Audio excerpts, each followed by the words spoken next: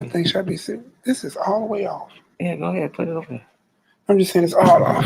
Cause look, you see, we be. Oh yeah, we all the way off. Shalom Israel. We doing some get back together. You know, the long feast tables been moved and everything been going on. Shalom, y'all. We trying to get Hebrews trying to get back in. I'm in my old spot. Yeah. I'm stuck. What's going on, Israel? Shalom. So we get Trent in the building. What it do? Got what's that? YHWH free. Shalom, line of Yah. Been sitting here waiting on us. I don't want to stop the chat from moving. I don't know if the chat ain't moved since then. Seems like it's stuck. All right. All right. Shalom, shalom, y'all. We gonna come on in here. We've been gone. Everybody been celebrating the feast. How everybody doing? Hope everybody's doing well. Prosperous kept the feast, made it through the feast. We all back, live and direct. Our brother Malachi Maccabee is in the building, but still in recovery mode. He'll be monitoring the chat. Got our brother Rodney Hearn in the building. Yo. No. Got our brother to the left of me, YHWH. What you got to say, YHWH? Shalom style, y'all. Shalom family. Well, you've been going for almost 2 weeks, and that's all you got to say? You know how I go. I'm like an old car. It takes me a little bit to start up. You know what I mean? That boy is a carbon-based, old carburetor light. That boy ain't even no fuel injection, boy. Old brew. Yes, sir. Yeah. So look, man, look. So ain't no use in me coming back and not giving y'all something to talk about for the next 2 or 3 weeks, or having to come back and do a part 2 to jump all over y'all questions that y'all might have after this gets started. So I decided to do a topic today: polygyny on trial. Ooh-wee. It's a good way to start the hump of the week. Some people call it hump week. But you know, before we get started, though, we're gonna definitely give y'all a good old Psalms. And listen, what we're gonna find out, we're gonna look at this, we're gonna analyze this thing on out, right?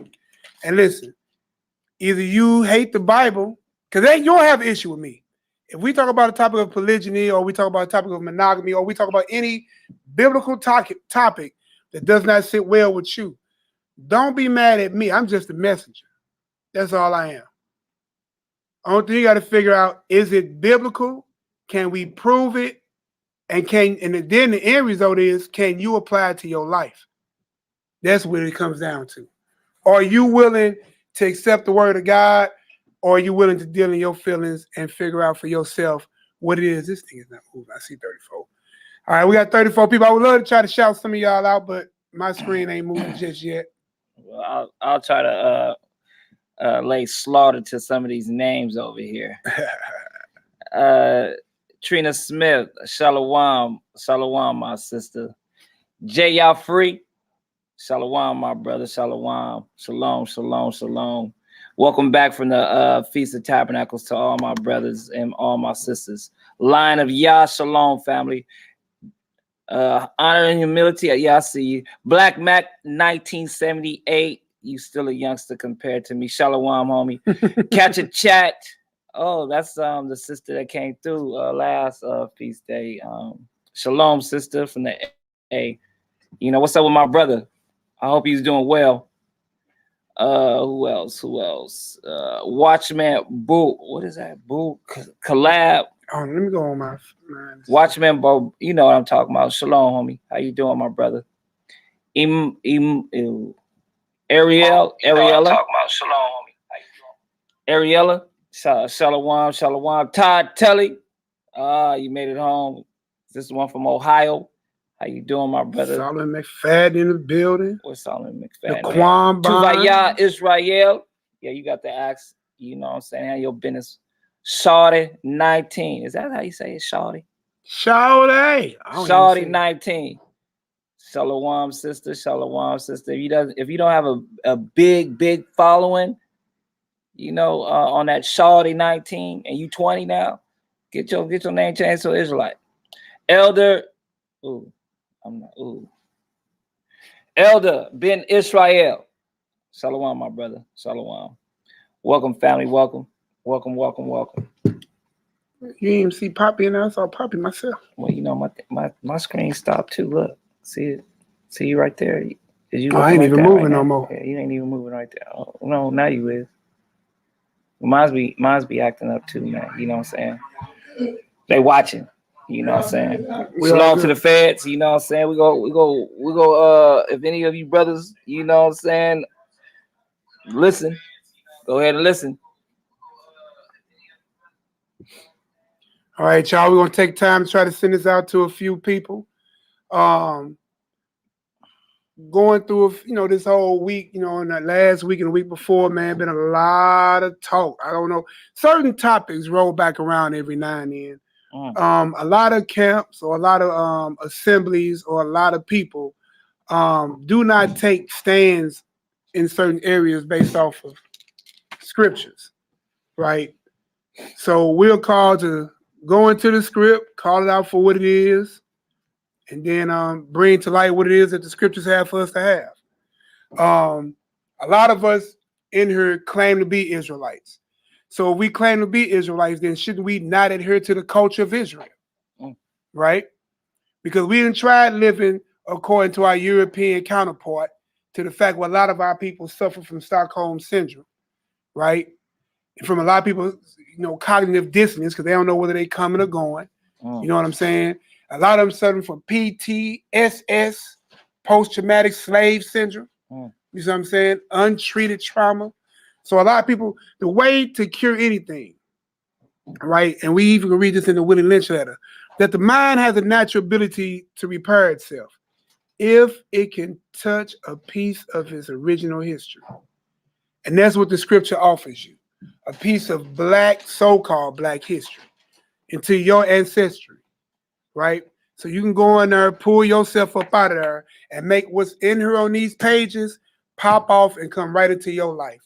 Your brother kind of big, Bruce, so I can take some of the talk. I wish I can see what's going on here. I cannot. This is not moving. Let me see. Let me click on comments. Because this is going to be one of them comment conversations too. So I want to look at it on my phone. I'm going to send this out to a few people, share it on social media real quick. So bear with me. You see anybody else hop in, definitely give them some shout outs. Paris Lockhart, Shalom Family. YHWH, Israel. Told you I was gonna slaughter y'all names, man. YHWH, Israel, Shalom, my brother. Ariel Haley, Shalom, Shalom. Todd Tully, man, he came out here, him and his family. Hallelujah. We chilled, man. We really enjoyed ourselves. Feast week, Solomon McFadden, he came down with his family. Shalom, my brother, if you listen. Shalom, my sister. Yeah, I saw the brother helping out in a few videos that I was able to watch. Man. Yes, sir. I like the brother spirit. He all about the brotherhood. Also talking about another feast, y'all. We're gonna post this in the description section. So we already got a place booked for the feast of dedication. It's gonna be Sundown Saturday, December the 21st, from 5 to 10. It's gonna be at a place called Occasionally Yours, and we'll put the address and everything. And then after that, the continuance will be here at the headquarters. So hopefully we have some flyers for Monday, and then we'll send out the information. But we will be having a feast of dedication at a place called Occasionally Yours. All right, it's located in North County, not too far from here. And it seats up to 150 people. You see what I'm saying? Maybe 200 max. So hopefully we definitely have enough room for a lot of our people that's coming in town, want to fellowship. A lot of our family is here. We did the feast here. We fed in here. It's a little crowded, but it was all good. But it got hot, bro. Hebrew was generating heat. Yeah, especially. And the AC ain't ready. They don't have a Hebrew number on that deal. That thing need to be at 50. Eating that chicken, boy. We get hot, man. Boy. Eating that some lamb, too. Boy, and then we even had the little vegan specials going. Oh, yeah. No doubt, no doubt. Vegetarian specials. No doubt. So, yeah, we definitely going to go ahead and hit this topic on the head, y'all. And listen, we'll go ahead and take a stand on what it is. We stand with the scripture. We don't believe in making nothing up as we go. We believe in the whole book and the extra canonical books that they decided they want to remove that was still given and talked about and referred to in most of your scriptures. So stop letting another man tell you what you can and can't study. That ain't got you nowhere. All right. The whole thing is, if you saying come out from among her, stop keeping a piece of her. You see what I'm saying? Get back to your thing. Let them do their thing. You're supposed to be a light to the nation, not them be a light to you. You know what I'm saying? You know, our people, the main people say, you can't tell me nothing. So stand on it. Don't let nobody tell you nothing. And Stop being listener lights and be doer lights. They use that one word in Spanish too. What's that one? Nada. Don't let them tell you nada. You can't tell me nada. No bilingual. So yeah, we're gonna go ahead and get this prayer in, man. We're gonna go ahead and start off in Psalms 36. And do it the old-fashioned way, the old NehemiYAH way. For Psalms 37. We're gonna start off in Psalms 37. So we'll have YHWH go ahead and get ready to God bless you. Yeah. Definitely a great way to start the day, brother. Oh man, look here, man. You know what it is, man. About time. About time. About time y'all get off that fake book, man. Boy, that's woo-wee. All right, so this is where we're gonna so start much at. Peace in my life, man. 37 for opening prayer. All right, you know how we do around here. Get ready to fake. I wonder if I click chat. Oh, I clicked on something. I guess it worked. Psalms 37. Yeah, Psalms 37 with the Most High's permission. Psalms 37, family. Welcome back, y'all. A Psalm of David. Fret not thyself because of evildoers, neither be thou envious against the workers of iniquity. For they shall soon be cut down like the grass, and wither as the green herb. Trust in the Most High, and do good. So shalt thou dwell in the land, and verily thou shalt be fed. Delight thyself also in Yahweh, and he shall give thee the desires of thine heart. Commit thy way unto Yahweh. Trust also in him. That's right. And he shall bring it to pass.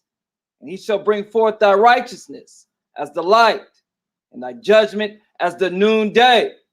Rest in Yahweh, and wait patiently for him. Fret not thyself because of him who prospereth in his way, because of the man who bringeth wicked devices to pass. Cease from anger, and forsake wrath. Fret not thyself in any wise to do evil. That's right. For evildoers shall be cut off. That's right. But those that wait upon Yahweh, they shall inherit the earth. Yahoo! For yet a little while, and the wicked shall not be. Yea, thou shalt diligently consider his place, and it shall not be. But the meek shall inherit the earth, and shall delight themselves in the abundance of peace. That's right. The wicked plotted against the just, and gnashed upon him with his teeth.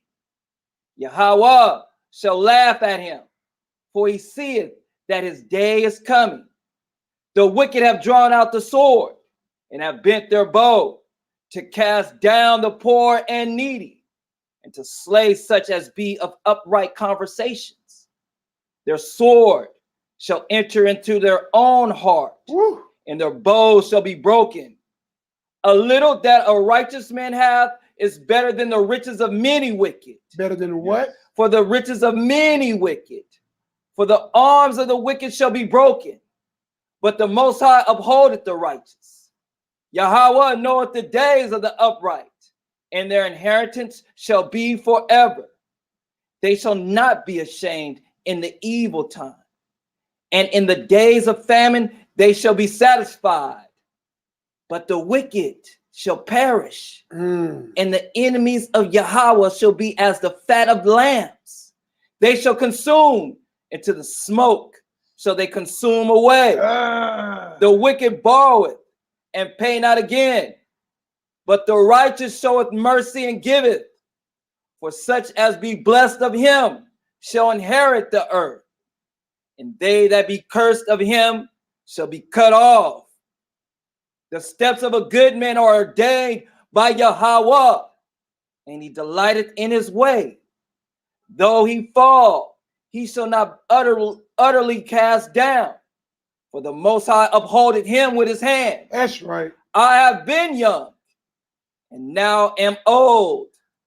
Yet have I not seen the righteous forsaken, nor his seed begging bread. That's right. He is ever merciful and lendeth, and his seed is blessed. Depart from evil. Depart from what? Depart from evil, and do good, and dwell forevermore. For Yahweh loveth the judgment, and forsaketh not his saints. They are preserved forever, but the seed of the wicked shall be cut off. The righteous shall inherit the land, and dwell therein forever. The mouth of the righteous speaketh wisdom. That's right. And his tongue talketh of judgment. Of what? And his tongue talketh of judgment. The law of YHWH is in his heart. None of his steps shall slide. Woo. The wicked watches the righteous, and seeketh to slay him. The Most High will not leave him in his hand, nor condemn him when he is judged.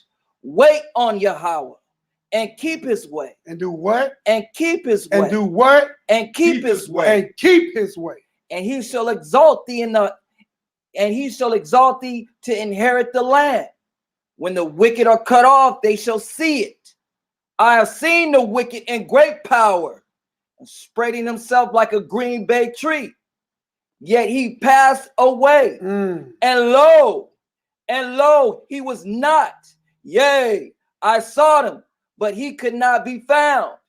Mark the perfect man, and behold the upright, for the end of that man is peace. Woo. But the transgressor shall be destroyed together, and the end of the wicked shall be cut off. That's right. But the salvation of the righteous is of Yahweh. He is their strength in the time of trouble. And the Most High shall help them and deliver them. He shall deliver them from the wicked and save them, because they trust in him. Hallelujah. Selah. Yahoo. Yo, Boy, that was a perfect song. perfect. Boy, look, we can go back over that song and run the whole night. Boy. Did y'all hear little horse alike? Yeah. I believe my brother alone, man. Shalom to our brother Uriel in the building, the house of Uriel. You'll see this right there. Right there. Right there. So what's going on, family, boy? So again, we do have the 50K dedication locked down. So a lot of y'all can make sure y'all schedule properly. Sundown, that'll be Saturday. So we're going from the Shabbat right until, the Feast of Dedication. And we have it secured at Occasionally Yours. It's here in St. Louis, in North County. And then after that, we got that from 5 to 10. And after that, we'll be here at the assembly until. Right. Until. Right. You know how you Hebrews do. Yeah. And a hot building might not be bad during this time of the year. You know me, I'm gonna be like, hey, I'll see y'all tomorrow. I'm going to sleep. All right. So all praises, y'all. So we all see the topic: polygyny on trial. Ooh. Uriel walked in and said, That's what I said too. Nobody takes a stand. I know. I stand with the word. The word, man. I stand with the word. I hide behind it. He's my shield, man. So earlier last week or week before last, right before Tabernacle, I had sent out a video. I'm gonna try this share screen. So I'm new to the new part about the yard. So hit share screen, bingo. close a few of these out. All right, click on that. Hit share. How we looking, y'all? Let me go to this video. Let me see. Look like we're doing pretty good. Look like we're working. That's right.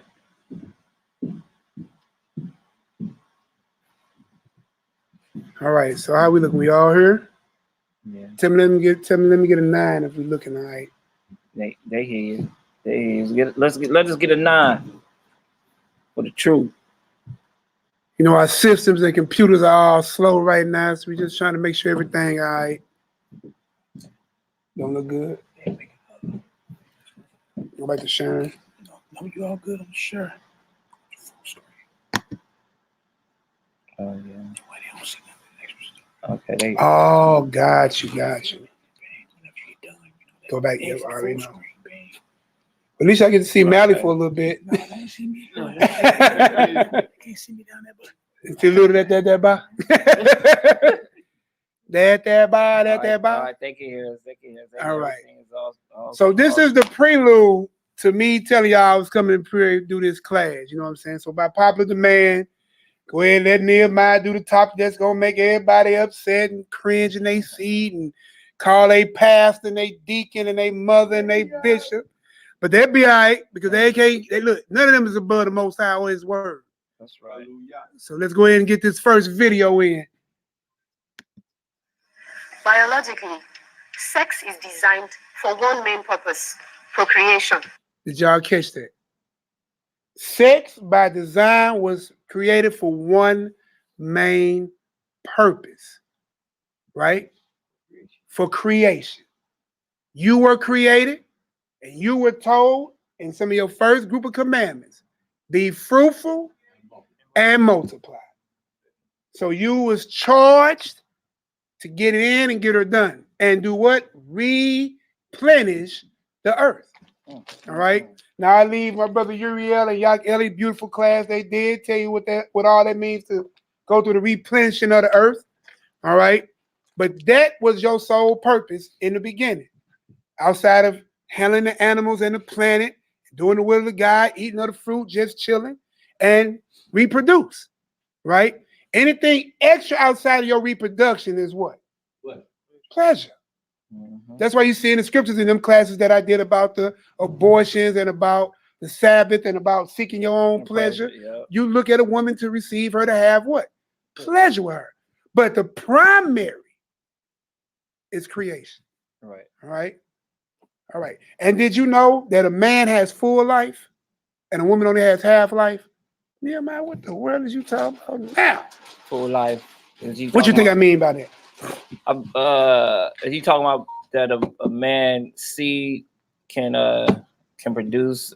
He can ejaculate a seed in a fertile ground and produce offspring his whole life. His whole life. Yeah. What about the duration of a woman? And the woman, once she get to that menopause stage, you know, she can't produce. She can't bear no more children. So from her flower beginning, where we can find that out in Leviticus 15, to the end of her flower. Yeah. That's the only time she has to create. Right. Right? Kind of like the stock market. It has a good beginning, it goes up, and then as that menopause comes, the stock goes down. Right. But the man stock stays where? Stays going up. Because he can never stop reproducing. Right. Unless he has some other stuff going on, but that's a whole nother story. But in its perfect form, in its primary form, a man can reproduce his entire life at every intimate encounter. Everyone. That's right. All right. So let's go ahead and see what this woman has to say. I'm going to start it back over a little bit. Let's go ahead and listen to the video. Biologically, sex is designed for one main purpose: procreation. Anything else, that's extra. The female reproductive cycle comes around once a month. For a man, it's every day. For each sexual act, the woman's one egg is matched by the man's 120 million sperm cells. And let's do some calculation. 120 million sperm cells a day, every day, as opposed to one egg a month, every month, means, assuming all the cells are viable, that it will take only 30 men to impregnate all the women in the world. This points to one clear fact. A man is, by nature, polygamous. Monogamy and fidelity are unnatural situations promulgated by religious beliefs and social pressures. Take those away, every man will cheat. It's simply biological. Let's it's a known fact that women, for the most part, are more emotional than men. So it's natural that after a sexual encounter, she'll be attached. But because a man is visual and logical in nature, there's no emotion involved. For him, it's just a physical release that's got nothing to do with love. A man loves his woman by protecting and providing for her. That's right. Period. It's really quite simple. Uh-oh. We're going to go over some of these scriptures, y'all. So trust and believe we're going to get her done. I think that was pretty much it for that. Yeah. That was it. So we're going to kind of go back. I'm going to go back up out of here, out of the full screen. Step first, right? And then we're going to hit the stop sharing. I think I did that right. Stop sharing. Yeah, I'm back full. Awakening strong. All right. So what did we learn in that video? Now, let's just keep it real. How often does a woman drop an egg down, you know what I'm saying, each month? Once Every 30 days, every moon, every month. Moon in Hebrew month, right? So every month she has a cycle. So only one time a month is she's able to get pregnant, right? Maybe twins, how many eggs? Ovulation, right? And then don't get it to the part where she has the right body temperature, the right mood, and all kind of pheromones and all this, you know what I'm saying? If we waited, I'm not being derogatory or condescending. If you waited for the woman to reproduce and for this thing to go forth for mankind, we done. You just have to wait every month. And it's if it take root. Are you saying just one woman? One woman. Oh, okay. Take all of them. No, they all have to cycle 1 month. Yeah. You see what I'm saying? So understand that. Then what happened to those women that are not in their flower? Right. You ain't getting no reproduction. What about the women that's after they flower? You ain't getting no reproduction. So the best you got somewhere between, you know, numbers can vary, but I'm just gonna use teenage. You got anywhere from 13 to maybe 50. You probably got about 40 years, and that's only a generation to bring a generation in. Mm-hmm. Now a man got from the time he can to the time he, how many generations can you heard what that woman said? She said that a man, 120 million sperms rushing every day. Every day. Hey man, give me a calculate, quick calculate. Calculate on the phone, calculate on the phone, calculate on the phone, calculate. You know what? I got one. I got a calculator. Hey man, I just numbers, man. So you got 120 million, 120,000 times 000. That's 120 million, right? Multiply that by 365 days a year. 43. Boy, that trillion? It's a trillion. It's 43 trillion 800. So 43.8 trillion sperms a man can pop off a year. That's why she told you. These Hebrews talking about sperm in Bible class. Hey, it's in the Bible. Let's talk about it. We ain't talking about We're talking about the seed. Transvestites, you know what I'm saying, that they doing at your children's schools. You heard know what I'm saying? So come on now. Transsexual Bible reading in libraries. Let's not get simple, y'all. Let's just go with the. But we'll talk about all that in the hot second. With the scriptures, you know what I mean? And if you get uncomfortable, whatever, we're not going to the room by yourself. You know, continue listening though. Exactly. Now, so look, there's two things I want to present to you all. If you disagree with polygyny, right, all I ask, right, is go in the law, show where thou shalt not have more than one wife, right, more than one, and the judgment. That's all. It's easy. Because if it's in there should be a law, a judgment, and some story or precept to show it, right? Sacrifice too. Exactly, right? So now me, I see that the Most High had made laws to validate it. Oh, NehemiYAH, you going off, man. What they saying, bro? I know they probably talking already. Don't worry about what they saying. See, look, all the stuff that they saying, it's like we go address it, but it has to, you have to do your my thing. Your thing, and once it gets addressed, and hopefully they've been listening and not just been, listening to what they already think in their mind, you know what I mean? Right. And whatnot. That's it. So look, it's simple for me. I'm going to quickly run in here and show you, right, where the law assumed that polygyny would be valid. Yeah, I said that. The law is going to show you that polygyny would be valid, you know what I'm saying, and expressed as a moral standard in Israel's life. You see what I'm saying?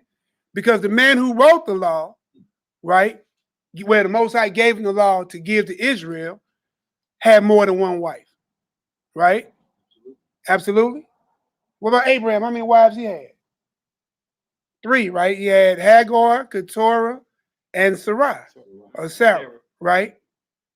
Then you got Judah, right? Who's the father of who? Us all, right? So if you hate the very first Hebrew, because he had multiple wives, so I want to ask you again, show me the law that Abraham broke for having 3 wives.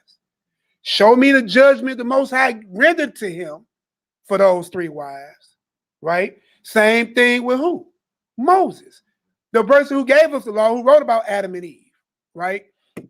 And tonight, y'all, we definitely gonna do scriptures, but NehemiYAH entertain you. So I deal with you theoretically, biblically, you know what I'm saying? And we can chop it up, right? Because the person, God didn't purpose Adam to have more than one wife, and he would have made him with one, right? That's what they say, right? But my question is, how many ribs do Adam have? Uh-oh, I did say theoretical, didn't I? How many ribs does Adam have, y'all? Anybody want to Google that real quick? How many ribs does the human body have? I don't know. 12. 12. Each side? No, 6 on each side, right? 6 on each side? I don't know, man. Shit. That's why I said Google it. Okay. See how he going off? Yeah. So I knew that was going to happen. Look.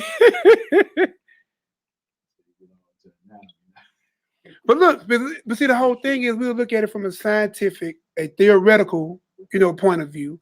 And then we're going to go into some facts about, we're going to look at the pros and cons of monogamy, right? And then we'll look at some pros and cons of polygyny, right? Because this is going to be my stand right here. Neither one of them are sin. Neither one are sin. Oh, you got it? Yeah. Go ahead and read that for me. Y'all get pulled up how many ribs the human body has. The vast majority of people are born with 12 pairs of ribs for a total of 24, no matter their sex.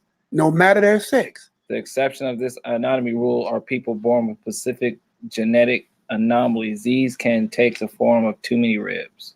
Right. Just like a person can have too many teeth. You ever see anybody who had multiple teeth in their mouth more than what they're supposed to have? Yeah. So you have those anomalies, right? But so God only made one rib. Took Adam's what? Rib. How many ribs he got?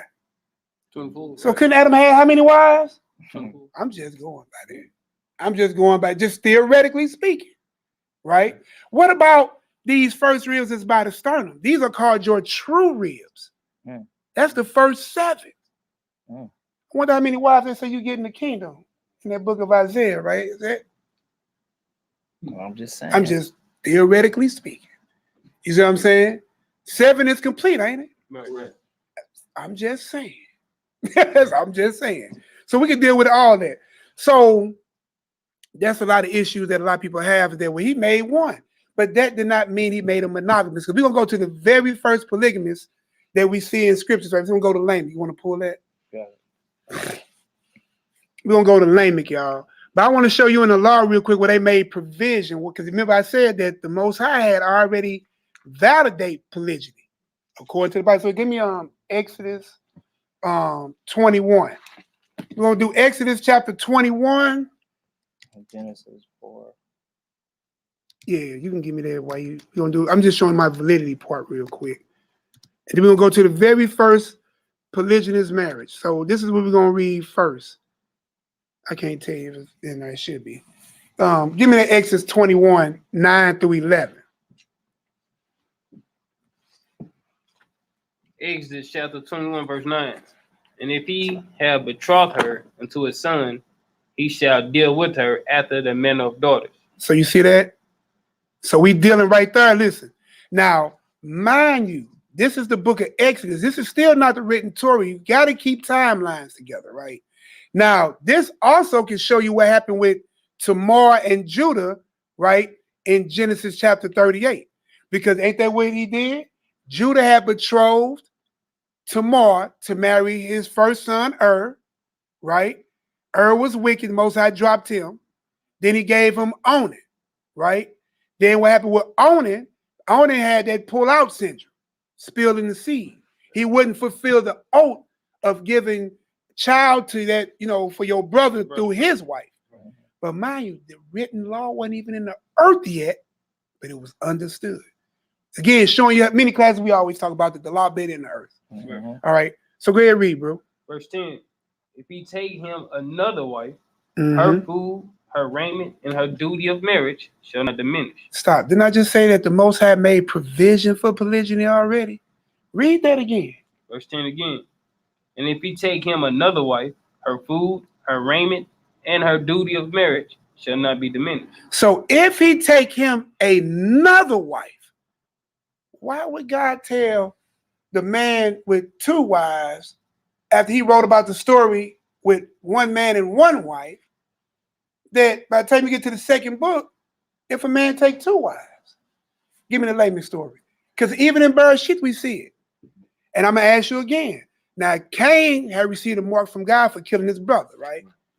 So we see, when you do something wrong, there's a judgment.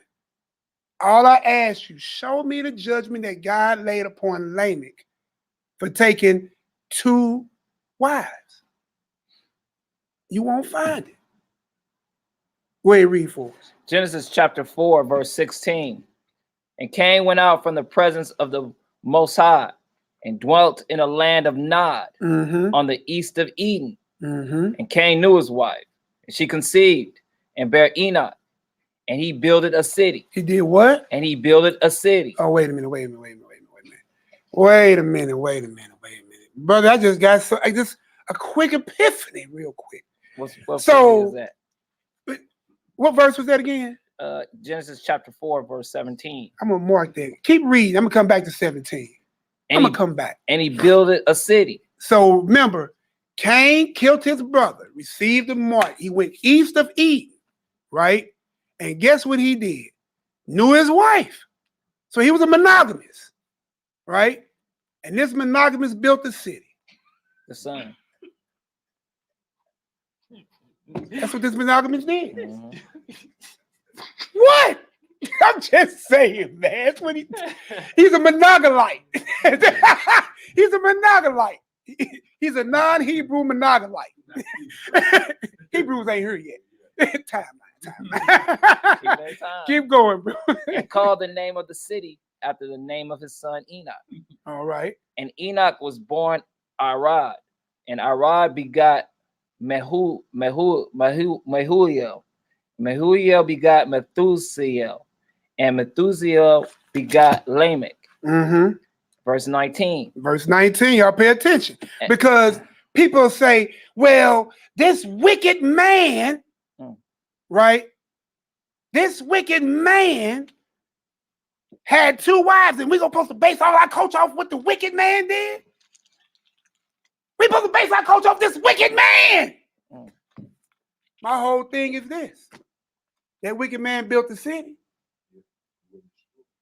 I think a lot of these Hebrews I know live in St. Louis City. A lot of you Hebrews live in cities. Ain't none of y'all out in the fields. Half of y'all didn't stay the whole week at Tabernacle. What the hell you talking about? I'm just saying what you mean. Half y'all didn't stay the whole week at Tabernacle. You live in cities. You live in the very city that the first wicked man built. You live in great cities that the first wicked man built. Mm. So don't get mad when his son take 2 wives. Mm. Then you get mad when a righteous man take 2 wives. Man, he going off, man. I don't know why he don't love me no more. He took this lust and evil. I can't show you, because listen, if you're wicked, wicked says you forsake the law. Show me the law. If you saying I'm sinning, sin is transgression of the what? The law. Show me the law. That's all. I'm showing you a provision made by Elohim that says, we read, that if he chooses to take on another wife, long as she don't lose her what? Food. Ain't none of these females hungry. I ain't never saw a female that left one of my brothers that was hungry. Food, they took the clothes with them, so they had raiment. Right? And it said duty of what? Marriage. Let's look up duty of marriage. Let's look up duty of marriage. You got Look it up. I ain't look it up. Now I'm going right here. I'm going right here. Okay, you go. Okay. All right, search the Bible.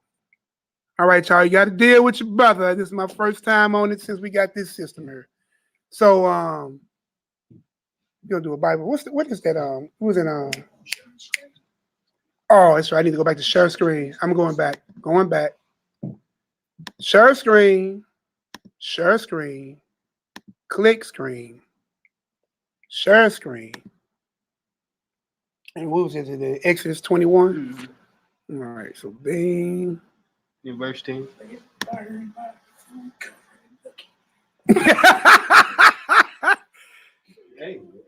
Hey, that's what it is, right? On the real, you go Exodus see a lot of 21. excuses. You know, so you're gonna hear a lot of excuses of the reason why not to, this, that, and the third. And then the bottom line is, and that's what we're gonna do. We're gonna put these excuses to bed. And then the bottom line is gonna be, well, it's okay, but I don't want it. I don't agree with it. You know what I'm saying? You know, it's okay. Oh, yeah. You know, but it's I don't agree. All right, so here we go, y'all. Are we full screen? Can anybody see what I'm saying? Yeah. And look, oh yeah, I'm bringing it up. So look, y'all, can everybody see this? Ask them, can they see this? Can we can see it. All right, so you look, y'all, we're going back over real quick, right? So we sat here and said that the first man, theoretically speaking, right? God made Adam in his own image, right? And then he made woman in the glory of what? Man, based out of his what? Rib, not his kidney, not his finger, not his arm, his ribs. Then we went in and saw by the anatomy, the man has 12 pair. So 12 this side, 12 this side. In your sternum, the first 7 is called your true ribs, right? Now, so technically, theoretically, Adam could have produced 24 wives. You see what I'm saying? I'm just being theoretical. Then I met a lot of people that will say, well, that's what God intended. Well, if that's what God intended, then why did God make provision in his Torah to deal with polygyny, right? So we read again. Give me that verse 9 again in that Exodus, if you can. For Verse 9 again. And if he have betrothed her unto his son, he shall deal with her after the manner of a daughter. And you're dealing with Judah, right? Because we will trace this story back to Genesis 38. And how many wives did Judah have? 4, didn't he? So the patriarch of Israel, who Christ came through, is that sin? Is that evil in God's eyes? So the Messiah was sent through evil bloodlines. Come on, man. Don't make no sense. See, and what you're going to find out, you don't hate the situation. You hate the Bible for real. And I just being honest, because it's in her. So if you believe in this Bible, you follow the whole word, then you have to accept the whole word. Not that, well, I like this one right here, swallow it whole. And I'm done. Swallow it whole, bro. I like how you say it, swallow it whole. Give me that verse 10 real quick. Verse 10. And if he do not these things, no, I'm sorry, verse 10. If he take him another wife. If he take him a who? Another wife. Is that clear, plain English and understood? All right. Keep going. Her food, Her food, her raiment, and her duty of marriage. her duty of marriage shall not diminish. Right? Right. Now, duty of marriage is H5772. Right? So we're going to find out what the duty of marriage is. Strong's H5772. Oh, nah. Oh, nah. Nah. Right? No. Oh, nah. That's what it is, baby. So look, read this for me real quick, y'all, Elliot. Oh, nah. Right here. I see it. From an unused root, apparently meaning to dwell together. So it means to do what? To dwell together. Dwell separate. To dwell together. To dwell in different cities. To dwell together. To dwell in different states. To dwell together. Your wife was purposed to live with you, to cohabitate, right? Your wife, now you have situations when you coming together, you know what I'm saying?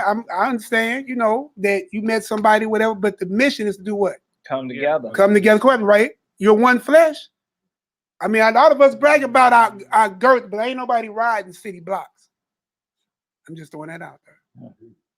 Ain't nobody stroking the city block long.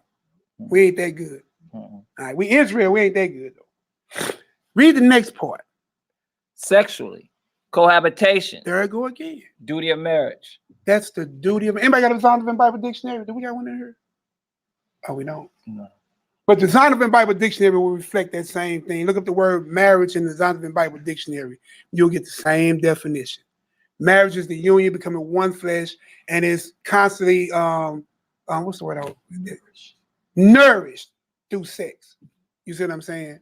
So you still find the same thing. So you can't cohabitate and be sexual all over here. And the reason why I'm bringing this up, matter of fact, I'm not bringing the Bible brought it up. Under the condition given by the Most High when taking on another wife. Food, raiment. Because somebody say, well, if you can't take care of all your wives, you worse than an infidel. Well, that's only got to feed her. According to the Bible, give her some clothes, according to the Bible, and give her that sexual cohabitation. That's what I'm going to call it. Sexual cohabitation. Yeah, I'm going to give her that. But that's what's required. Now, speaking as a man, right? You want to make sure you take care of everything the best you can. But see, we going to read a little bit of that Proverbs 31 because everybody thinks the woman's supposed to stay at home. The woman worked just as well. You ain't going to sit there and get hired by Anheuser-Busch and not go to work because he's the head. Just like Christ didn't sit there on the side and not do no work. Go ahead, bro. You had a question? Yeah, I just had a question. So I was just thinking about marriage and like multiple wives and whatnot. So, all right, so what about like the Messiah? One simple fact is just he married to Israel as a whole, but then you got different tribes. Exactly. So would they be multiple wives? Matter of fact, let's see what Christ said. Go to Matthew 25. Start at verse 1. We just jump on there. What Uriel was bringing out is that if Christ is married to Israel, right, then Israel has 12 tribes, right? Even when the kingdom come back, is what? 12 names on the gate. It says to be prepared or adorned like a bride for the groom. So it's usually you're being invited to the what? Wedding ceremony, right? And Israel is plural, right? Feminine, but plural. So let's go ahead and see what Christ said. Now, then after we see what Christ said, you know what I'm saying? And then we're a little off script, but we own script. We're going to jump back and see how the Most High look at this thing. Matthew 25, start at verse 1. Hold on, make sure everybody, check and see if we got a set, make sure everybody kind of with us. Y'all still with us? Understand, overstand, even though they might not agree. Understand, overstand, understand, even though you might not agree. Right. Why are you sitting there trying not to agree if NehemiYAH going off or not?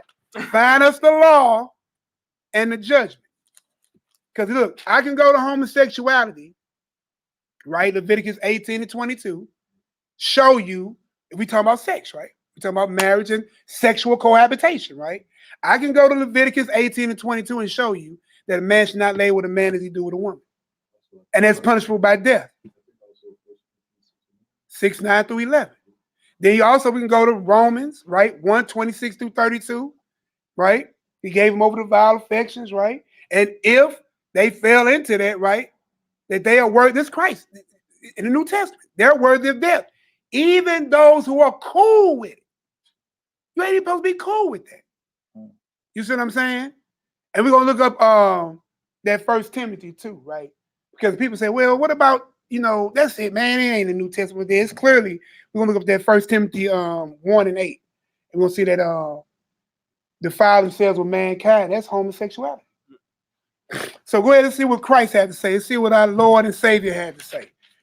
So while y'all saying Nehemiah going off, I want to see what y'all say Christ going off. All right. Let's get it. Matthew chapter 25, verse 1. What color is this written in, bro? Oh, really? Hold on, y'all. I just want to show y'all. This is Christ speaking. All right. Not Nehemiah. Go ahead, bro. Then shall the kingdom of heaven be likened unto 10 virgins. Stop. Why? If polygyny is wicked, not permissible by God, is frowned upon by God, is not something that God deals with, why would the Son of God, who gets all his orders from God, come down ordered by God to redeem his people back to God, and then like in the very kingdom of heaven that we all supposed to go to, into 10 virgins? Why use a evil, wicked thing to compare the kingdom of heaven? Right. And what the Bible say? Woe to them that call bitter sweet, sweet bitter, good evil, evil good. So why would Christ do it? So if Christ is calling a bitter thing sweet, Christ is no longer Messiah, y'all, because he's sinning. He likened the very kingdom that everybody in this room and online, worldwide, claim they want. Everybody want heaven, but nobody want to die. Well, everybody want heaven, but nobody don't want to be polygynist. Let's get it. Verse 1 again. Then shall the kingdom of heaven be likened unto 10 virgins, which took their lamps and went forth to meet the bridegroom. How many grooms is that? One. So Christ is giving you a story of 10 women preparing to go visit one man. All right, let's keep going. And 5 of them were wise. So you have 5 wise. And 5 were foolish. 5 foolish. All right, it's going to break it down. Keep going. They that were foolish took their lamps and took no oil with them. But the wise took oil in their vessels with their lamps. While the bridegroom tarried, they all slumbered and slept. And at midnight there was a cry made, behold, the bridegroom cometh. The bridegrooms. Bridegroom. A couple of men. The bridegroom. The one man. Cometh.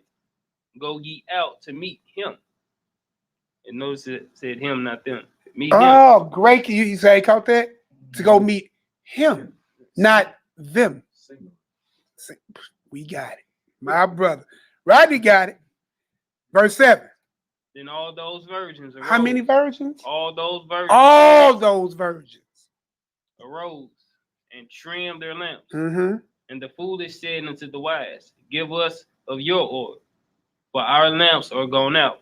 But the wise answered, saying, not so, lest there be not enough for us and you, but go ye rather to them that sell, and buy for yourselves.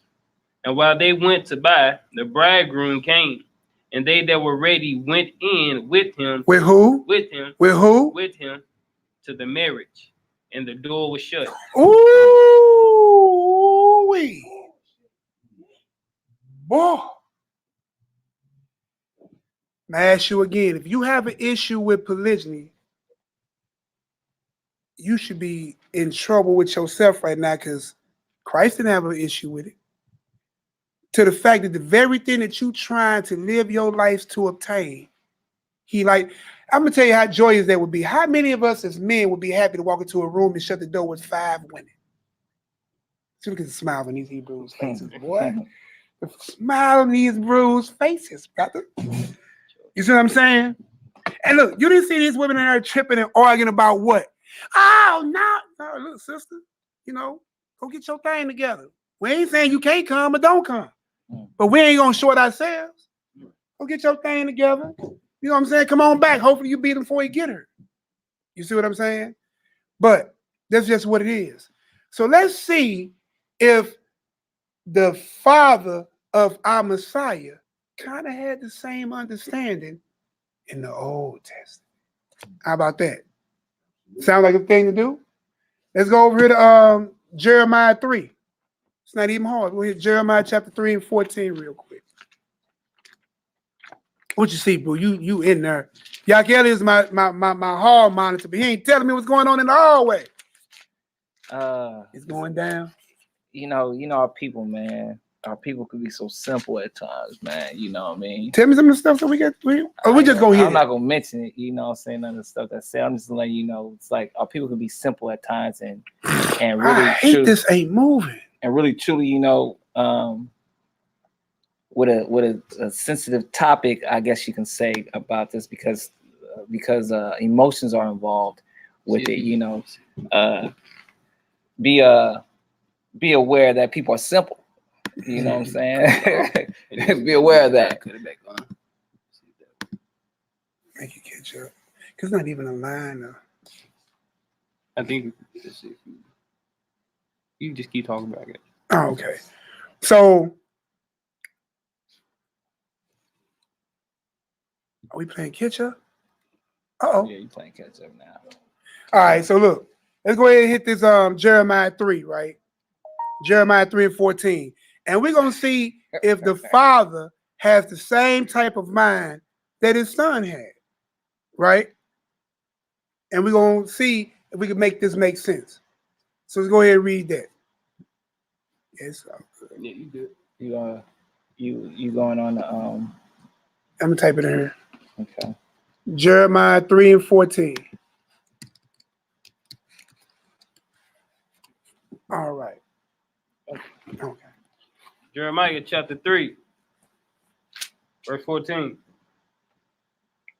Turn, O backsliding children, said the Lord, for I am married unto you. I am what? Married unto you. So the Most High is married unto who? The children of Israel. And now for you simple ones, you know what I'm saying? Is he talking about sex with the children of Israel? Huh? Just like with the parable, you know what I'm saying, of the 10 virgins and stuff like that or whatever, not in 5, you know, when is that talking about sex too as well?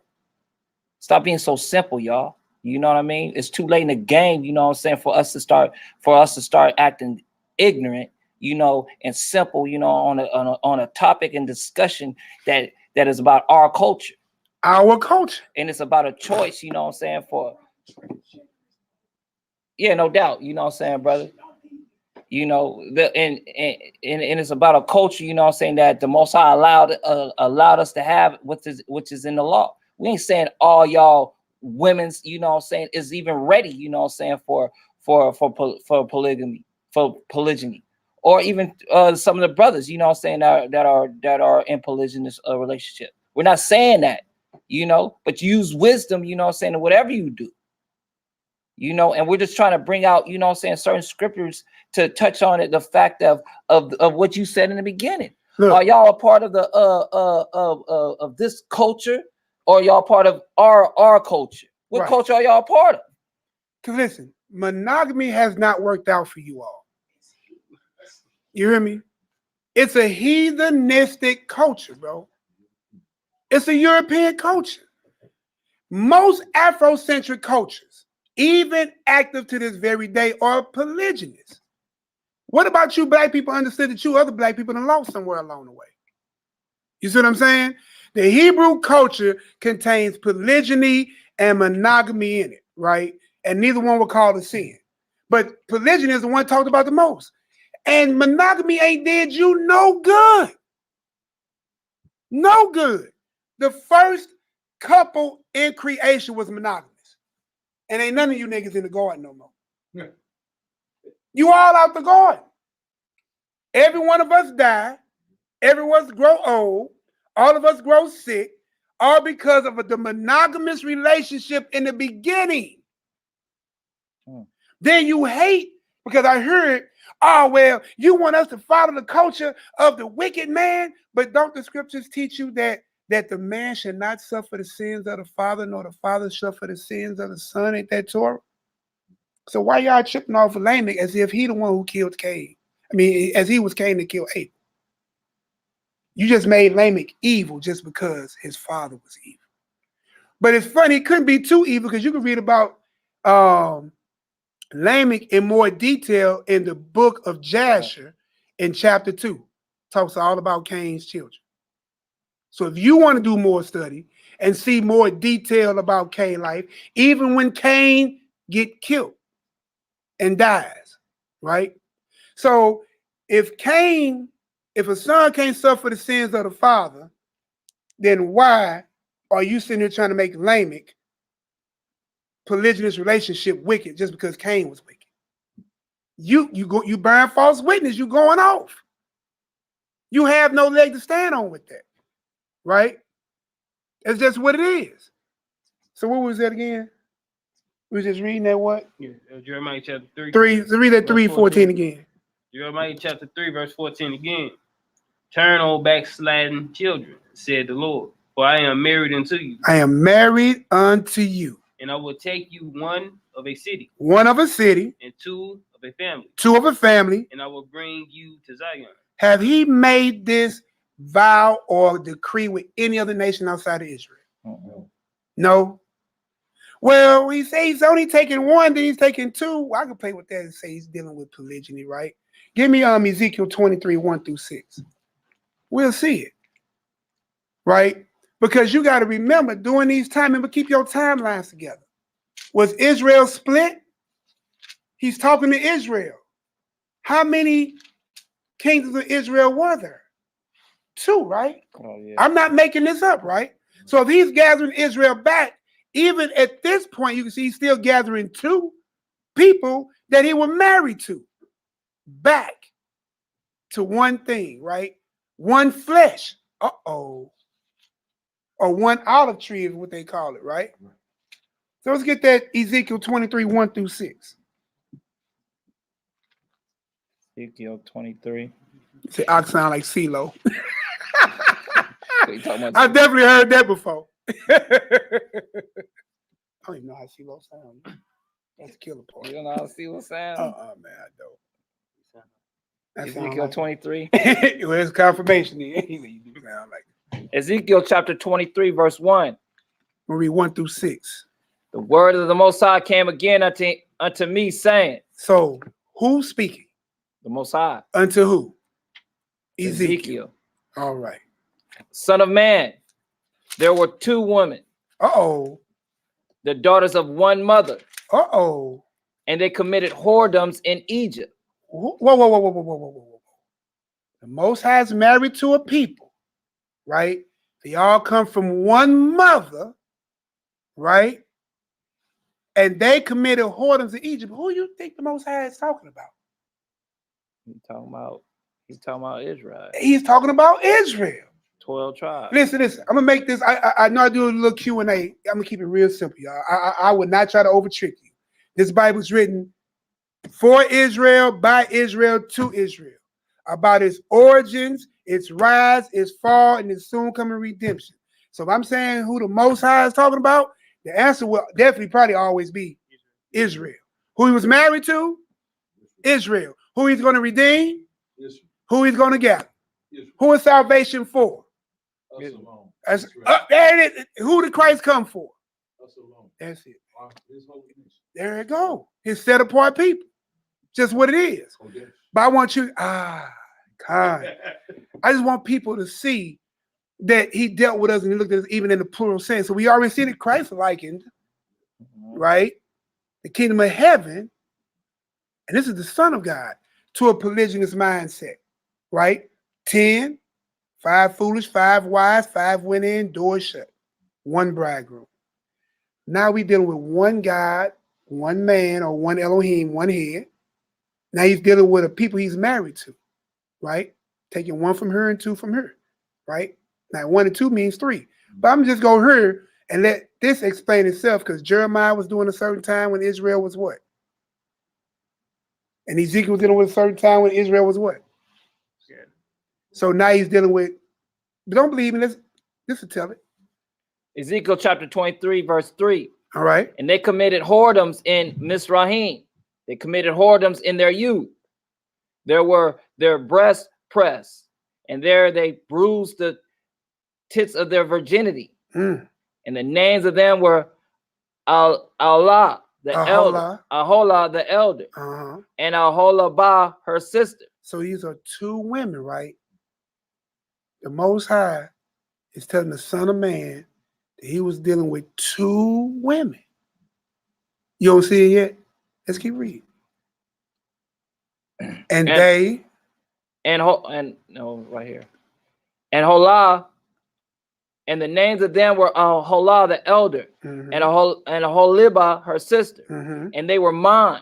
And they were who? And they were mine. He had possession. Your wife is your what? Is your possession. Let's keep going. And they bear sons and daughters. That would be the rest of y'all Israelites. Keep going. Thus were their names. Samaria is Holah, and Jerusalem Aholabah. Do y'all see that? Now, listen, my brother is known to be the chopper of names. Of course. You know what I'm saying? But can we see past where we at? So we dealing with Aholah, which is the elder, right? That was being figuratively said to be really Samaria, right? Then you have the other sister who was Jerusalem. Now it should make sense to you when you see these names that God told you that I was married to these two right here, right? These two daughters, right? When they first started going off in Egypt, they gave sons, daughters, birth. Now, you know, most I didn't physically have sex with them. Like my man said, stop being simple. But he was married to him. He was one flesh with him, and they was his possession, right? So now we see that the creator of all creators understood and used and spoke in a mindset of I'm dealing with me and multiple wives, and his son also thought and moved and even parabolized as he's parabolizing in that same mindset. See the vibration of the Father even speaking about it. The Son is speaking about it.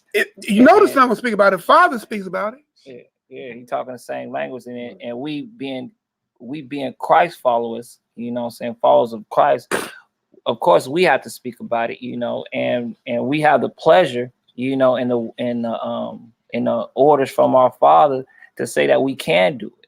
You know what I mean? So why we run around here and say, why are we running around here with the spirit of can't? Well, no, that's the spirit that is in this world. Exactly. You know, however, you know, we do as men are new creatures. We are new creatures in the word of Yahweh.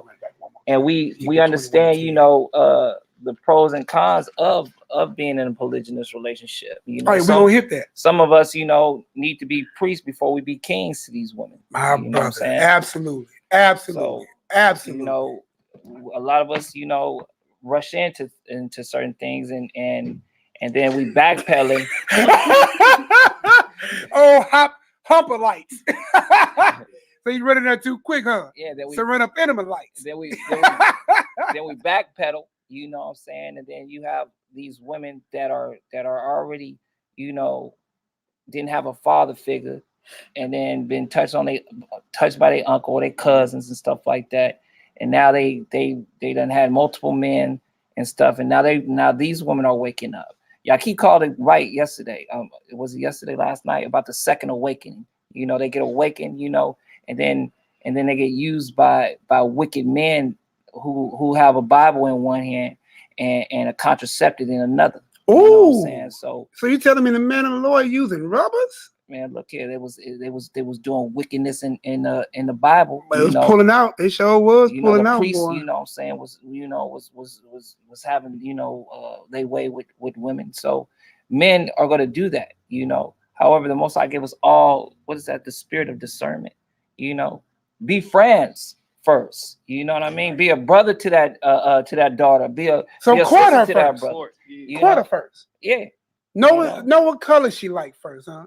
Know what she might be allergic to or something. Yeah, like that. You know what I'm saying? I guess, but not in that. You don't fit on lamb. She allergic to it. No, not in that sense. You'd have killed her with Bambi. of that Valentine stuff. You know No, I what I'm ain't saying? talking. But You know I ain't talking. I know that, you know, but again, people are simple, you know what I'm Right.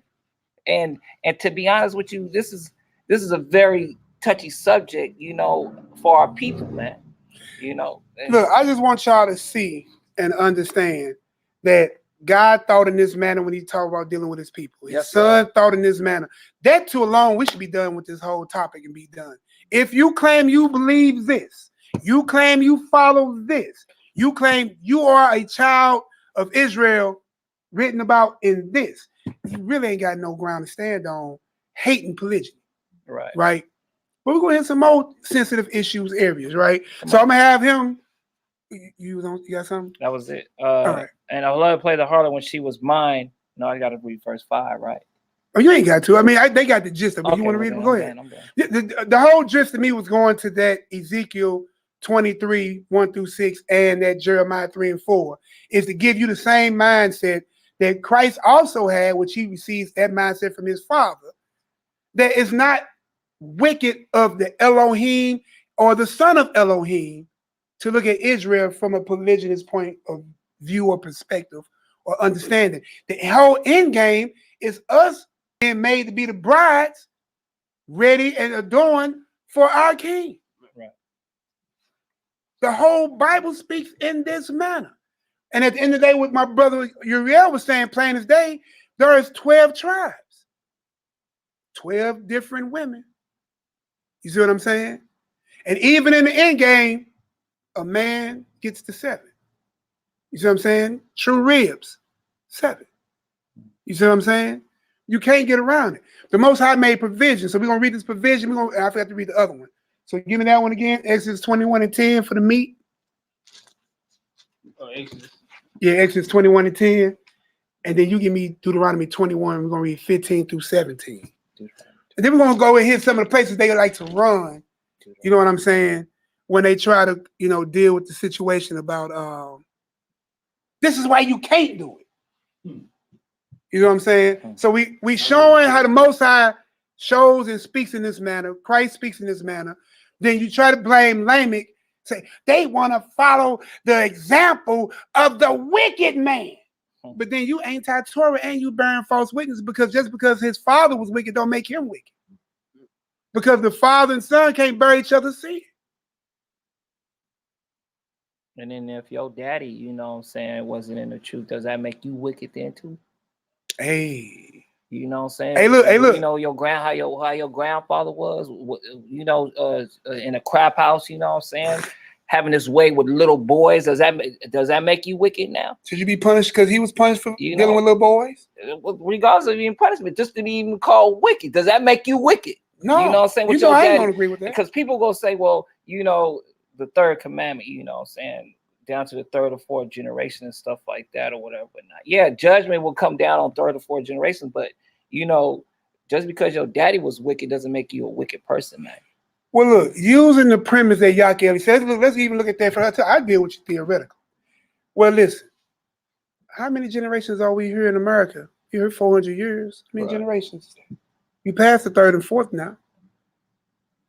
And you still here. Right. And you're still suffering the curses of your forefathers for their wickedness. That's not the same. This is the curses, not the punishment. You see what I'm saying? You're suffering the curses, but you ain't suffering the punishment. If Uriel goes and kill a man, the punishment for that is death to Uriel, not death to Uriel, it's death to his children. His children can't bear that because they didn't perform that. Did that make it a little bit clearer? If YHWH, you know what, does something wicked, I ain't gonna put no name on it, just does something wicked, you punish YHWH for that. Same way in this government today, if I go do something wrong, they don't want to lock up the whole house of NehemiYAH. Just lock up NehemiYAH. You see what I'm saying? Man, they even go back to Abraham. It's like his father was wicked. Abraham wouldn't. Man. Oh, man. Boy, did y'all hear Uriel? Man, look, we could even. Man, that was cold. Did you hear what he said? Abraham. He said Abraham's father was wicked. Right. Idolatry, the very sin that God hates the most, like way up there. But Abraham was not only not wicked, friend of God, brought out of that and given a covenant and promises and land even before the circumcision. That's right. Then blessed all after that. And then look at us. Look how wicked we've been ever since. So don't none of us deserve it. If we're going to say Lamech gets gone off on and he off for his multiple wives because he was the son of Cain, all y'all the son of Israel suffering the curses because you're wicked. Everybody gone. Christ go back home. It's done. It's a wrap. I'm out here. It's over with. That's how it can't make sense, bro. You see what I'm saying? Let's go ahead and read. We read that real quick. You got that Deuteronomy? Deuteronomy chapter 21, verse 15. Uh-huh. If a man have 2 wives. If a man has what? 2 wives. Where is that book at? Can you call the name of that book again? Deuteronomy chapter 21. Is that written by the man who was a polygamist himself? Yes, sir. Moses? Yes, sir. Who read about the monogamous relationship that failed in the beginning? Right? And then whose son, who was still alive, built the great cities that a lot of you so-called Hebrews live in now? Okay, keep going.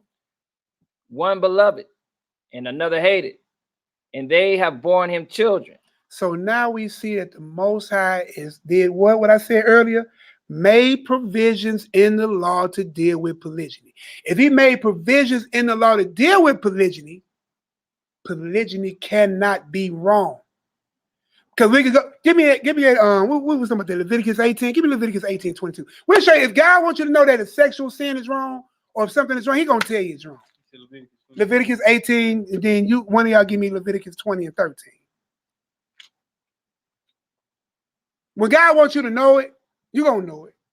Like he told you, if you blaspheme or you trespass, blaspheme his name, you gone. If you sit there and break the Shabbat, you gone. If you don't keep Passover, you cut off. You see what I'm saying? When he wants you to know something, he's going to tell you that. He ain't going to leave it in a whole book and give you no understanding. You are not going to find in this book where it says that thou should not have more than one wife. And you will not find in this book or any of the extra books where it says that a man's judgment for having more than one wife is this. Because that case showed me happening to Abraham. Sure, it happened to Judah. You know what I'm saying? Showing it happened to Moses. Showing it happening to David. Showing it to happening to Solomon, Abiyah, Gideon. Show me happening to all these great men in Israel. Or even to that wicked man. So it happened to that wicked man, Lamech. Or Lamech.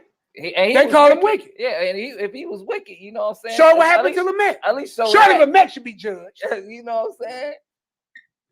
Come on, man. We'll do some more reading. We're gonna find out that the Most High actually told David, if you wanted more wives, I would have gave you that. But what you can't do is take that man's wife. So if God was against polygyny, why would he tell David, who had a heart like him, that you can have, I would have gave you many, what? I would have flooded you with wives. Because I know you can produce 120 million sperm a day. I created you. I know you popping 43 trillion babies a year. Look at that. Boy, you popping 43 trillion baby. Boy, that woman said 30 men can repopulate the whole planet. Because I'll see you next month if you ain't get pregnant. Next. You see what I'm saying? But your God made that way. I didn't do that. I mean, even like people who breed dogs, man, they tell you about the studs. Studs. Man, they keep the male dogs. Those are the ones they keep for studs, and they find everybody who got the female dog. You know what, bro? That's how prevalent that is. Now remember, listen, y'all. We dealt with this horrific slave trade, right? I can't think of that man we talked about one time in the older classes, where this man, he was just used to make babies. This man probably fathered over 200 or 300 children. Yeah. He was a slave and he just was a stud. He was a buck. They just brought Negro women. Uncle Jack. Somebody look that up, man. Uncle Jack was a Negro slave. Probably fathered between 200 to 500 children, bro. You got something to ask? Oh, okay. You got this? 20 through 23. To land back up what we was talking about earlier about David, right? We're in Samuel, 20 through 23. 2 Samuel chapter 6. Hold on. Second, go ahead, you right. 2 Samuel chapter 6, verse 20. Then David returned to bless his household. Mm-hmm. And Michal, the daughter of Saul, came. Go ahead. Michal, the daughter of Saul, came out to meet David and said, "How glorious was the king of Israel today." So what happened is he came back with a victory, right? And so his wife, which was Saul's daughter, is looking at him. And he down there jamming with everybody. He kicking it, he happy, we won, And so his wife's sitting there just peeping stuff out. Mm-hmm. That jealousy women, God don't like that jealous woman. We touch on that too. But go ahead, finish that. Who uncovered himself today in the eyes of the handmaids of his servants. The handmaids? So these are his servants. What sound like Judah? Didn't Judah have 2 handmaid wives? Handmaids become wives. Judah had Rachel, Leah, and their handmaids became Jacob. I'm tripping. I'm told out slocky. Go ahead, bro. As one of the vain fellows shamelessly uncovered themselves. So she said, "Are you out there acting vain? You been out there working? Are you out there just dancing it all away, huh?" Keep going. Watch what happens. Verse 21. And David said to Michal, "It was before the Lord." It was before who? It was before the Lord. You tripping off the handmaids. You tripping off them women that was there. All right, I'm gonna show you how this gonna play out. And David said unto Michal, "It was before the Lord, which chose me before thy father." So he was chosen. God chose a polygynist. Keep going. And before all his house, to appoint me ruler over the people of the Lord, over Israel. So we know that the people of the Lord of Israel, when we go back and deal with that Jeremiah 3, Ezekiel 23, who he was married to.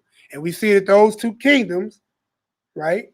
Samaria and Jerusalem, 2 wives. Keep going.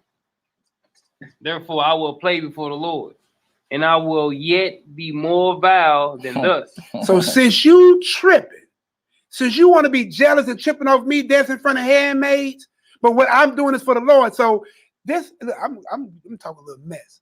So I'm a man of the Lord. You mad at me because I'm dealing with stuff about manners of the Lord? So you tripping off because maybe a daughter might call my phone about might need some prayer, another one might need some information, another one might need some script. You tripping about that? And I'm doing the work of the Lord that he appointed me over the people. All right.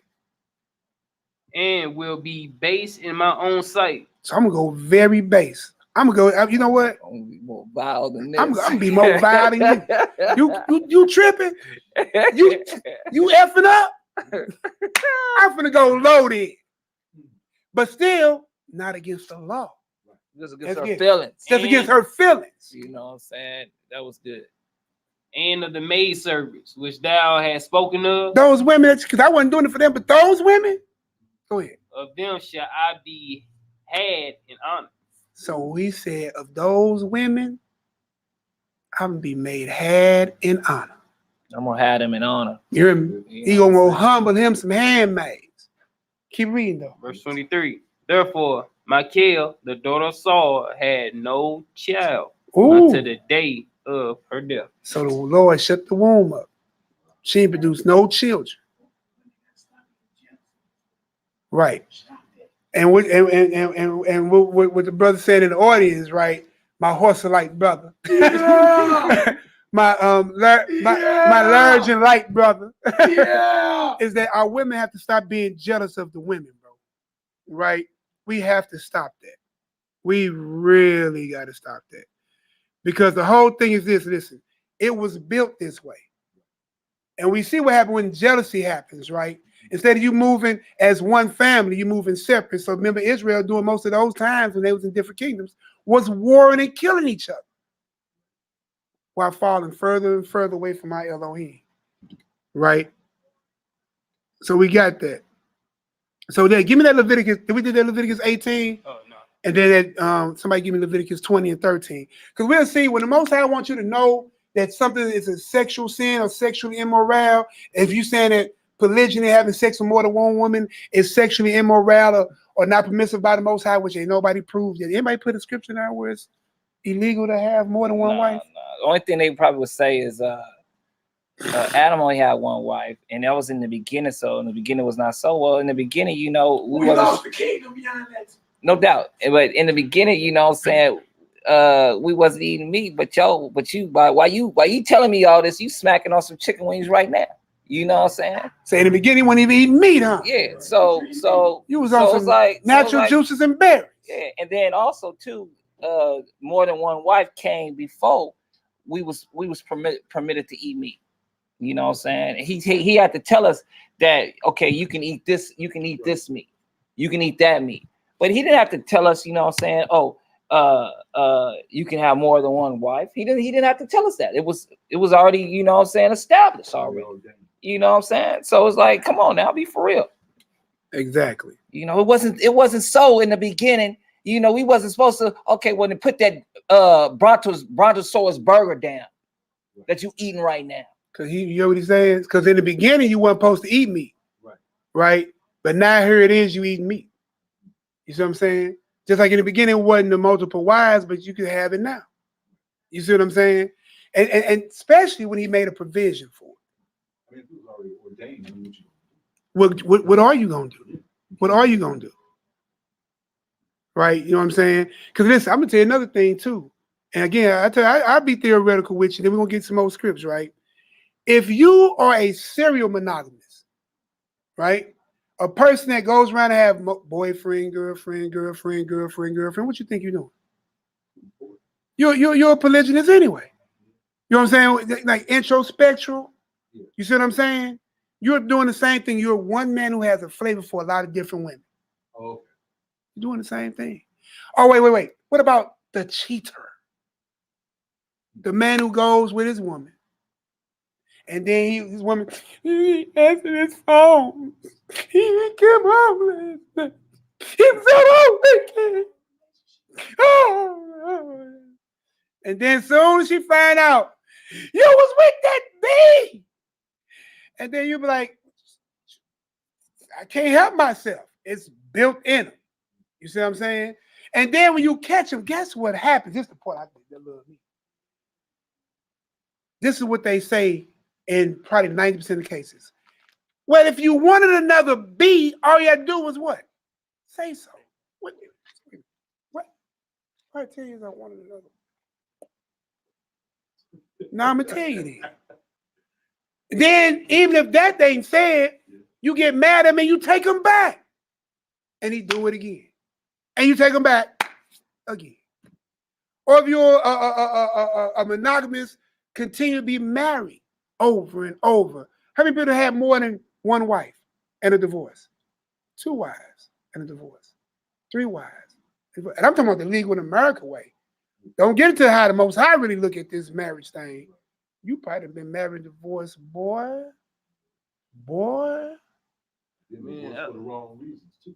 It's like, man, you think about like the Most High, like in general, just like wisdom is compared to a woman, and then love is a woman. Because like in what's this, 1 Corinthians chapter 13. Bring it out. It says here, the whole chapter talking about love, but verse 5 it says, do not behave itself unseemly, seek it not her own. It's not easily provoked, thinking no evil. So it's just like love is compared to a woman. So it's just like the Most High kind of like got multiple wives, which is like spirits, which is love, understanding. Makes sense, bro. Yeah. Makes all the sense in the world when you put it together. Listen, this whole thing is that you're supposed to be moving on one accord. Because when a man becomes one flesh, right? When you look at this one flesh, right? He's becoming one flesh with that wife. Right. You ain't becoming one flesh with that wife, woman. Stop tripping. He's one flesh with the wife. You're not. You're not anatomically built to become one flesh. I'm being rated PG. One flesh with a woman. That's his thing. So if he got one wife, he humble, become one flesh. They create life, right? He lays with another woman, they become one flesh. Them two women ain't one flesh. They just sister wives. They sisters. That's all they are. They not intimate because the Most High still ain't letting you bring homosexuality into your bed, bestiality into your bed. That's right. You see what I'm saying? Boy, I remember we had to do that class on that Hebrews 13 and 4. Lord, that's a whole nother talk. Anyway, so look, when you sit here and look at this, and we understand that this is a whole setup. Give me that Leviticus 18. We're gonna go ahead and hit those, and I'm gonna keep going. Leviticus 18 and 22, and then we'll hit that go over a few and hit that 20 and 13, and then we'll hit that quick Titus real quick. He's in his phone watching the chat. Oh, okay. He's over there being a chatterlight. No, I'm listening to. So Leviticus 18 and give me 22.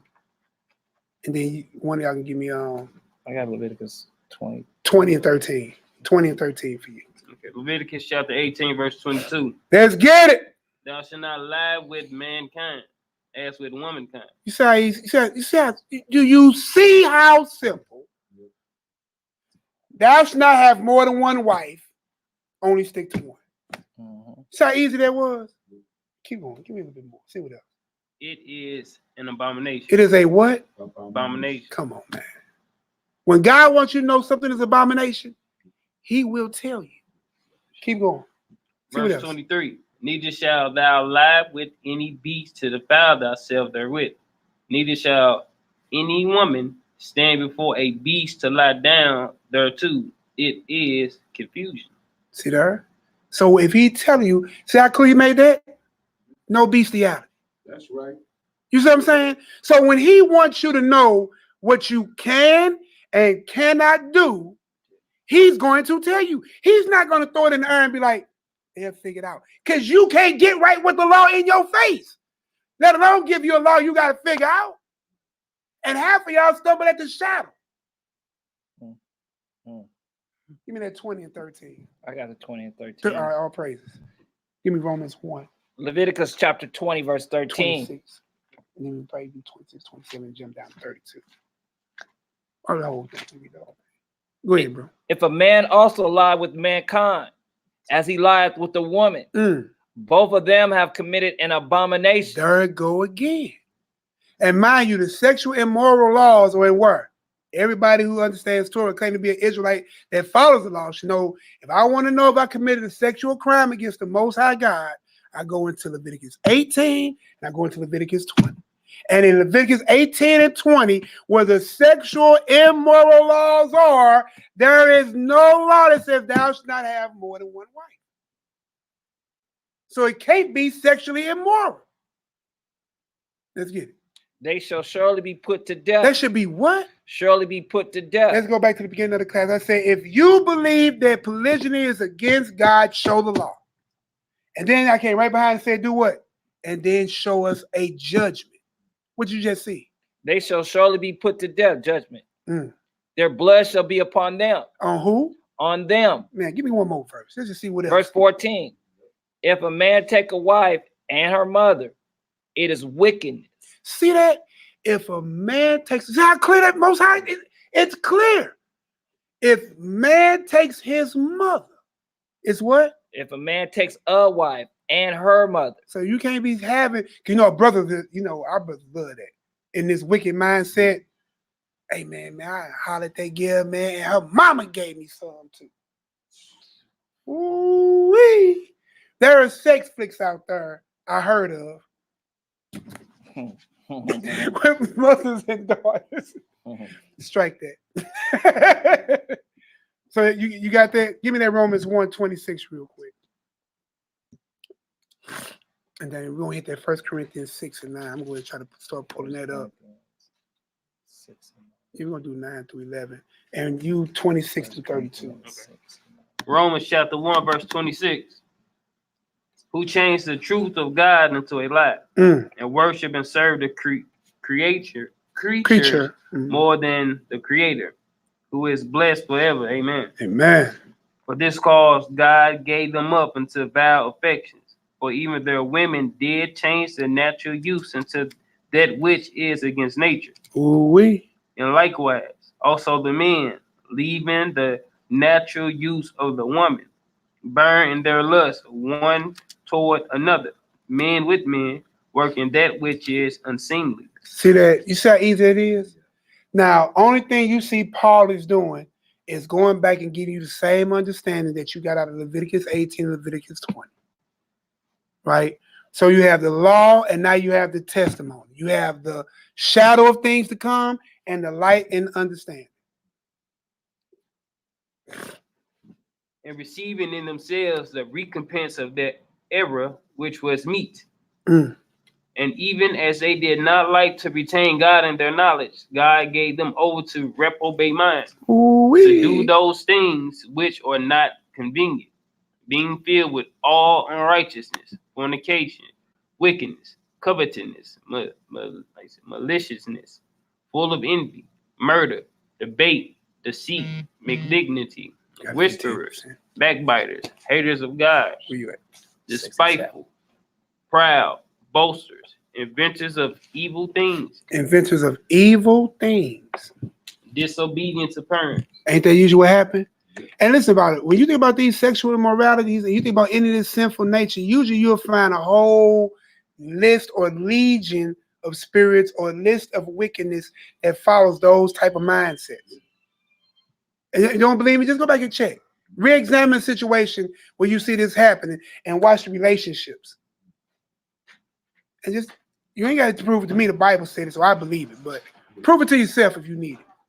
Keep going. Without understanding, covenant breakers. Covenant breakers. Because doing this, going against Torah, right? All those things are anti-Torah. That means you're breaking God's covenant that he made with your people, right? That's right. Covenant breakers.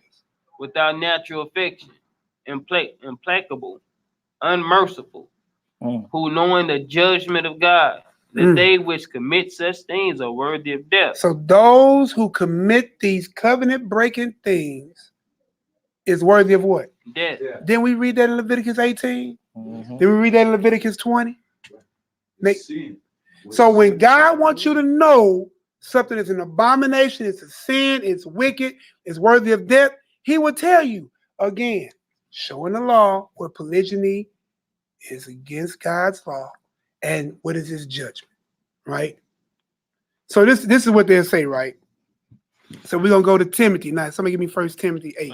First Corinthians. Oh, my fault. Go ahead, my fault. I thought we was Not finished. only do the same, but have pleasure in them that do them. So you people who do it, even those who are cool with it, because you're not supposed to share time and space with wickedness, bro. You're not supposed to do that. You're supposed to separate yourself from wickedness. You're supposed to be a set apart people. You're supposed to be called above. You know what I'm saying? You can't sit at the table of the devil and the table of the Lord. That's right. You just can't do it. How does light fellowship with darkness? Satan and Christ ain't kicking it together. You know what I'm saying? They ain't homeboys out there at the bar. Mm. They raging war with each other. You're supposed to be at war with sin, not buddy with it.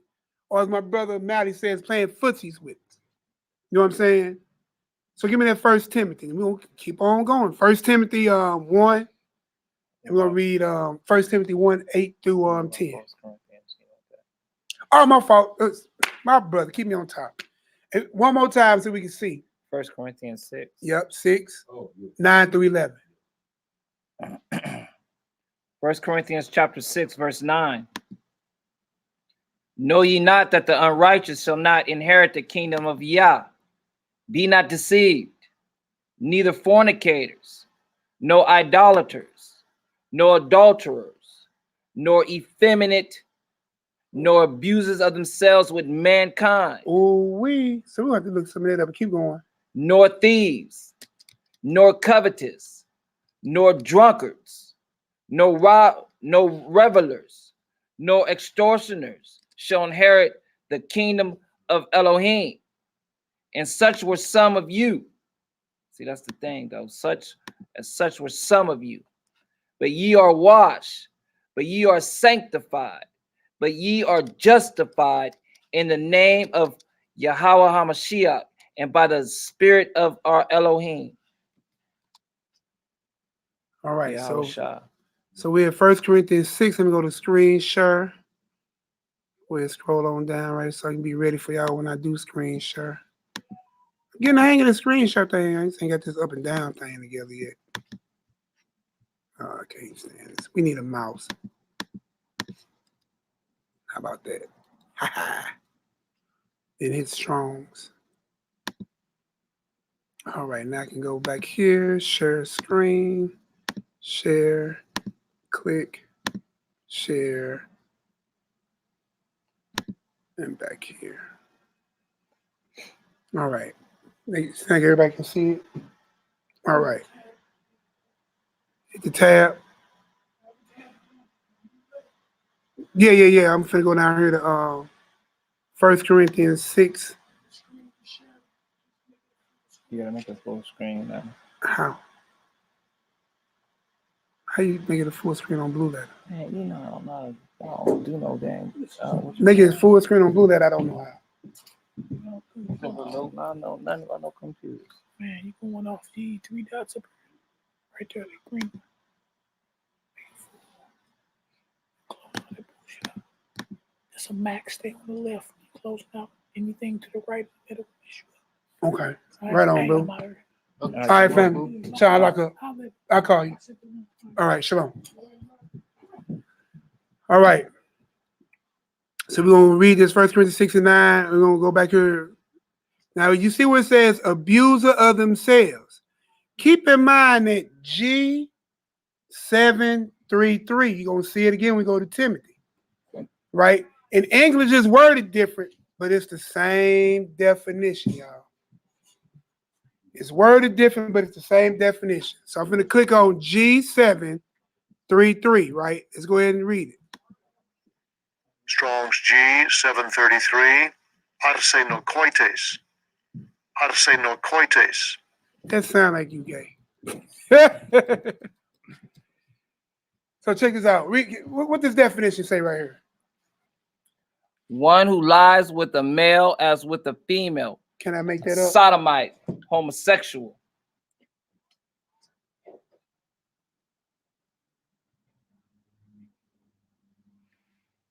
Yeah. All right. So clearly, right?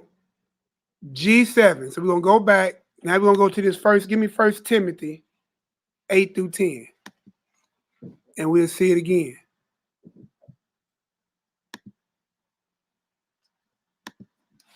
And the only thing I'm doing right now, and I'm taking the long way right, because I just want to make sure we dispel all the myths that you will try to run to, right? The Most High, when he lets you know something is going off, he'll let you know it's going off. You ain't even got to worry about it.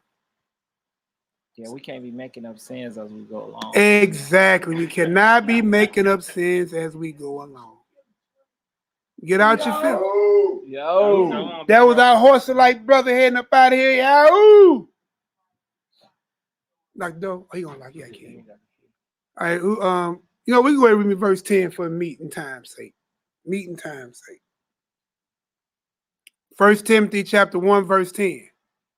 Right? 1 Timothy chapter 1, verse 10. No, you know what? Go ahead and start at 8, man. We gotta do 8. We gotta do 8. 1 Timothy chapter 1, verse 8. But we know that the law is good. Is what? It's good. So I should better go in the law, find out what? Anything I need. Because the law is what? It's good. Keep going. If a man use it lawfully. Oh, there you go. There we go right there. There you go right there. I like that because, and if I may interject. No, please, brother, by all means, speak. Because it says, but we know that the law is good if a man use it lawfully. So now this goes into what this whole, I believe the whole term basis of this lesson, is lawfully for us men to have multiple wives. However, wicked man and righteous man can have multiple wives. And we hear a lot more of what's went wrong in these multiple situations and stuff like that, more so than we hear the righteousness of it all. But we also have to remember, you know, I said we're dealing with Israel, and 2/3 of us goes to the lake. You know what I'm saying? 2/3 of us is wicked as all outdoors. So of course you're gonna hear more so of it not working out or whatever. Not then you are gonna hear about it working out. You know what I'm saying? The world is given to the wicked, and we just came from out of the world. You know, and again, family. And you're just learning your culture again. Exactly. And again, family, you know, men are going to make mistakes, you know what I'm saying, and whatnot. It's for us, it's for you sisters, you know what I'm saying, to help us men, you know, to balance, to be a balance. And don't get out of pocket, you know what I'm saying, trying to take the lead either. So what you're speaking, if we read this and we read this right, it says that the law is good if a man use it lawfully. So I can go back here to Genesis, what you're speaking of, and go to Genesis chapter 3 and read what you're reading, right? If I'm using the book of the law lawfully. Right? Example of what we at this, all you gotta do is do it what we doing to prove it. Genesis chapter 3, verse 6. I'm sorry, 16. Where am I at? Flip. 26. I know, I'm in show going off, ain't it? Big old fingers. Did I get it? Right here. Oh no, I'm really going off. I'm tripping. Hold on, maybe it's 2:16. Going off. What you looking for? 2:16. He should rule over thee. Yeah, that was it. It was it Well, was 3. Genesis chapter 3, verse 16. Bro. oh, I'm tripping. I was right there. Yeah. It ain't just gonna come out and hit you right there. I know. I turned up. Y'all, Really, look, you gotta go back and read, listen to it. I went there. Read that for me real quick. You said go to the law, we use it lawfully. What does it say? Genesis chapter 3, verse 16. Unto the woman he said, I will greatly multiply thy sorrow and thy conception. In sorrow thou shalt bring forth children, and thy desire shall be to thy husband, and he shall rule over thee. It's just that simple. And was not, am I correct? Just tell me if I'm tripping. Wasn't the woman made to be a help meet for the man? That's right. Right? So be that. Be his pillar of rest that you read in the Apocrypha. You see what I'm saying? Not his battlefield, as some of my brothers say down here. Don't be his battlefield. Because if you his battlefield, and he know he can have more than one, where you think he's gonna go? To his peaceful place. And also, I'm gonna tell you something psychologically, man. You know, it keeps it together. Like when you have a house with multiple children, my man has it, I have it, he has it. You know what I'm saying? I don't know. You have multiple children. Well, more than one. Here, so you know, they keep each other in balance. One act out, the other one might check the other one. You know what I'm saying? If they all one acting bad, and that one is the leader acting bad, they all gonna act bad. But if one that ain't bad, you know what I'm saying, the other acting bad, they gonna get all of them together, even without you around. You know what I'm saying? Like I got a lot of children. A whole lot of them. And my 14-year-old ain't nothing like what my other 14-year-olds used to be. Because you're like, I didn't saw enough. You ain't gotta worry about me. I'm good. I ain't doing nothing that them other cats done did. I done been around and saw it. And I don't want none of my daddy smoke. And you always hear the other kids tell the others, I told you daddy said don't do that. Yeah. One listen. One listen. But that's how the scripture go though. All right, so we're gonna go to here to that 1 Timothy 8 real quick, right? And we're gonna finish that out. So we at verse 9 now, if I'm right. We just read the 8. But we know that the law is good if a man use it lawfully. This is the last thing. I'm just going to this. No, we'll just go to 10. This is for the meeting. Then we'll jump to the rest of the stuff that I'm on. Because we're going to talk about this monogamy like you was just talking about. I actually want to go there. So we're going to read 1 Timothy 1 and 10. 1 Timothy 1 and 10. Yeah. 1 Timothy chapter 1, verse 10. For whoremongers, for them that defile themselves with mankind. We can stop right there. I just want you to see that G733 again. My screen still shining with them. I think I'm still in the screen share. So we click on it again. You will still see it's the same word. It's homosexuality. Right here. One who lies with the male as a female, sodomite, homosexual. So in the New Testament, yes, it speaks against homosexuality and all that. I go to stop screen sharing? Not yet. I don't even know where it's at. Melee. Oh, when he got rid of that screen, it took that out. Oh, he went off. There we go. That's back. All right, y'all. So look, I kind of want to talk about this. Now, I had wrote down some things, right? Because I like to do the fact finding part, right? So let's do the pros and cons, right, of monogamy. Monogamy 1, right? Very first relationship on the planet, right? What happened? Kicked out the garden, lost our eternity, suffered sin and death, thorns and thistles. It's out of monogamy, right? Yeah. You know, everything that we see, everything that we see here that I've been reading on the chat, everything that we would say, I'm talking about, to the diseases, to the physical disease, the mental disease, the men hitting on women, women hitting on men. You want to hear the stats on that? No, I don't want to hear the stats. I'm just saying. I'm going to give you tell me this whole mission is part right Oh, here. okay. Well, my problem, you know what I'm saying? You know. You can see but everything that a brotherogamy. everything that we see here today happened because under the ban of monogamy. Yeah, you know, under the ban of monogamy, and how we are here today, us Israelites, is under the banner of polygyny. So did I get into Boy, I like how he said that. You see what he's saying? We're here based off of, boy, y'all ready to go home? Y'all, Ellie, excellent point. Listen to what the brother's saying. We are all here in our lowest state because of a monogamous relationship, right? We lost it. The ball was dropped. But us as the children of Israel are here because of the polygynous relationship of Abraham and of Moses, who gave us the law, and of Jacob, who gave birth to the 12 sons, to which forth we all sprout out of. That's right. Right.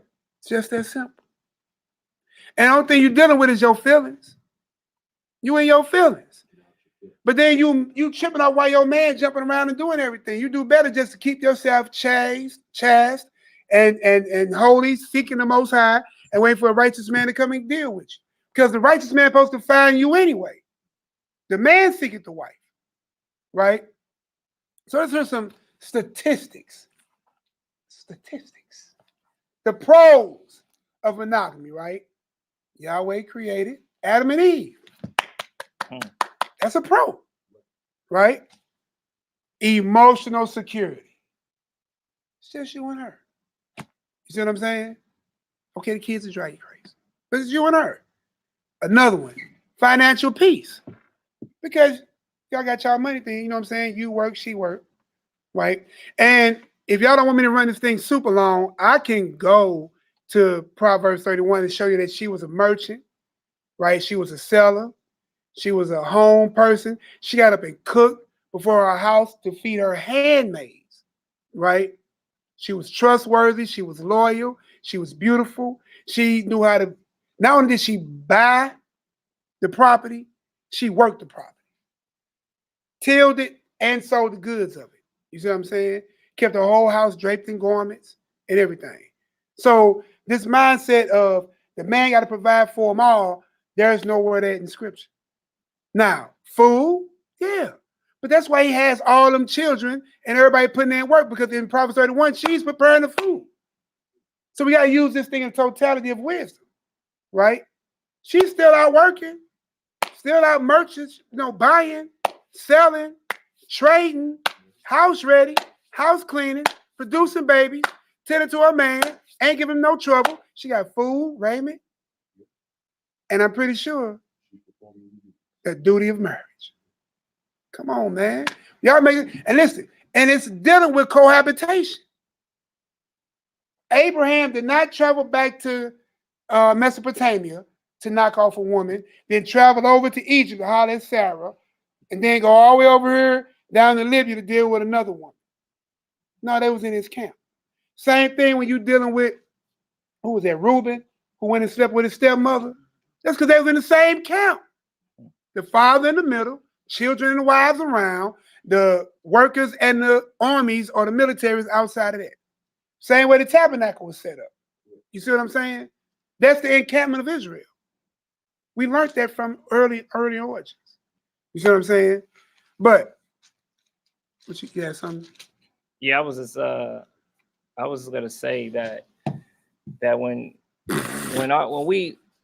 we speak as men, you know what I'm saying, at times, but we also speak according to the scriptures. Mm-hmm. And when we as men, in regards to our sisters, you know, say get out of your feelings, you know what I'm saying, and stuff like that. Mm-hmm. It's based on, you know what I'm saying, simple facts. It's simple facts. You know, women, you do tend to get in your feelings. You know, you cannot deny that, you know what I'm saying, or anything of that nature. So when we say get out your feelings, we mean get out your own understanding, you know. Man, please bring it out again, man.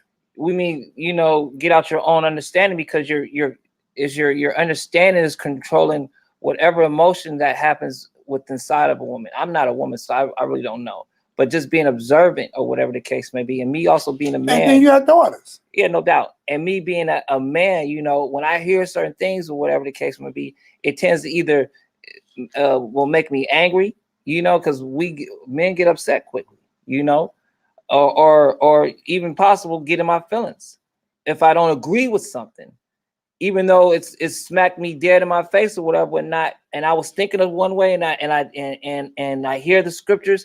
There's a battle that happens, and so we as men, we see these battles within our sisters and within our wives and whatnot. So when we say that, it's just basically like get out your feelings, read the scriptures or whatever the case may be, you know what I'm saying, and pray to the Most High to give you that understanding.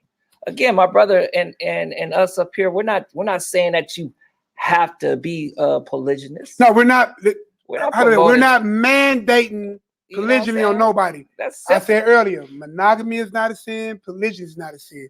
What I am doing is putting polygyny on trial, because y'all, or some of y'all, not all of y'all, have made your culture sin.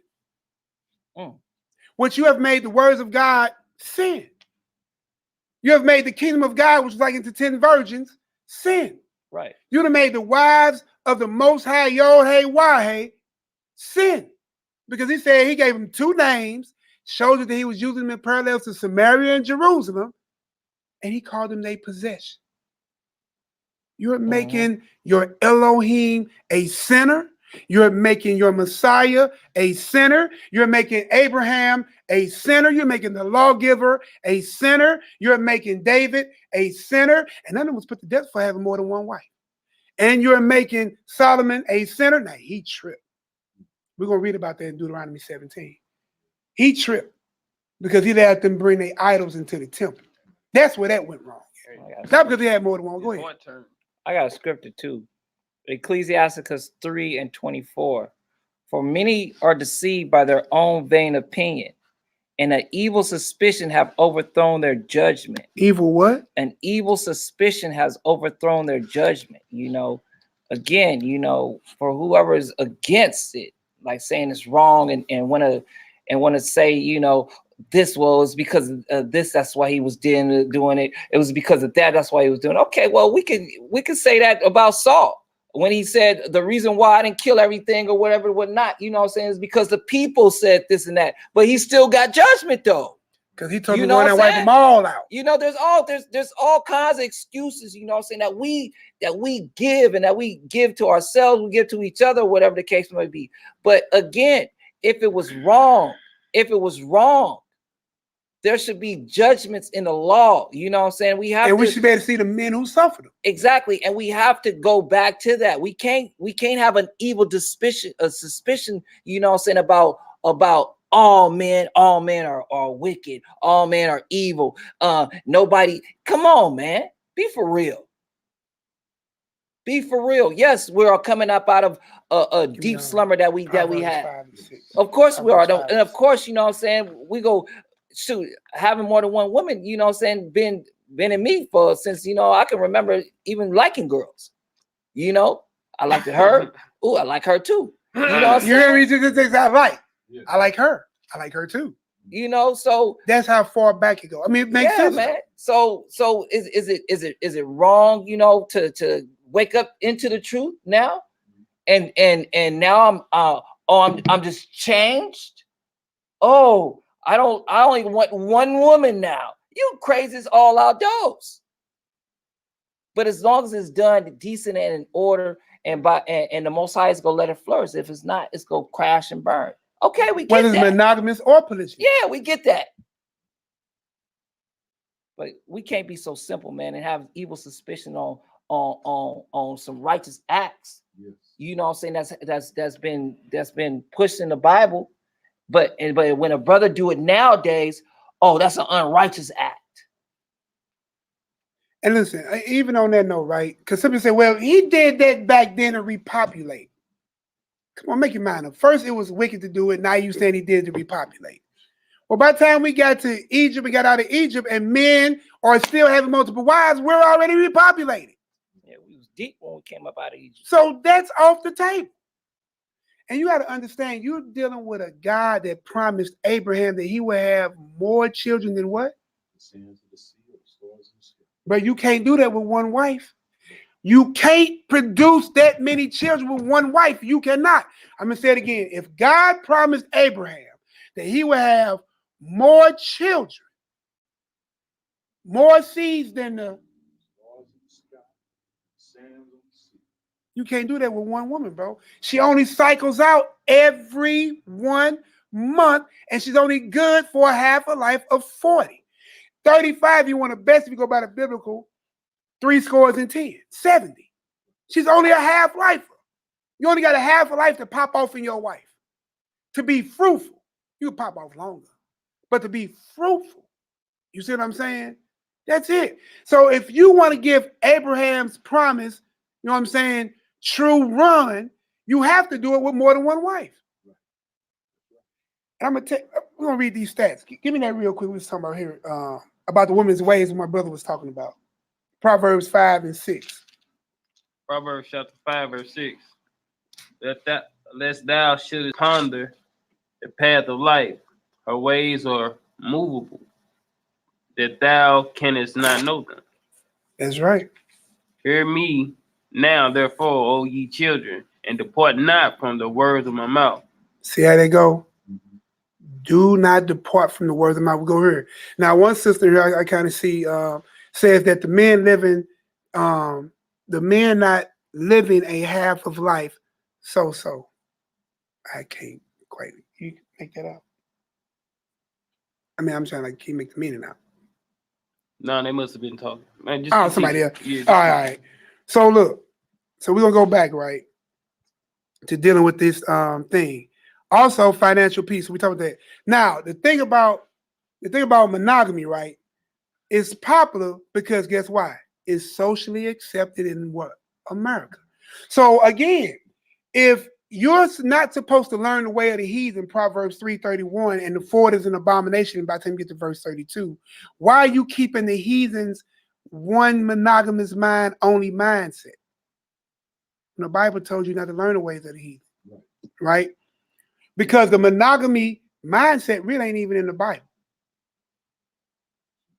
It's not.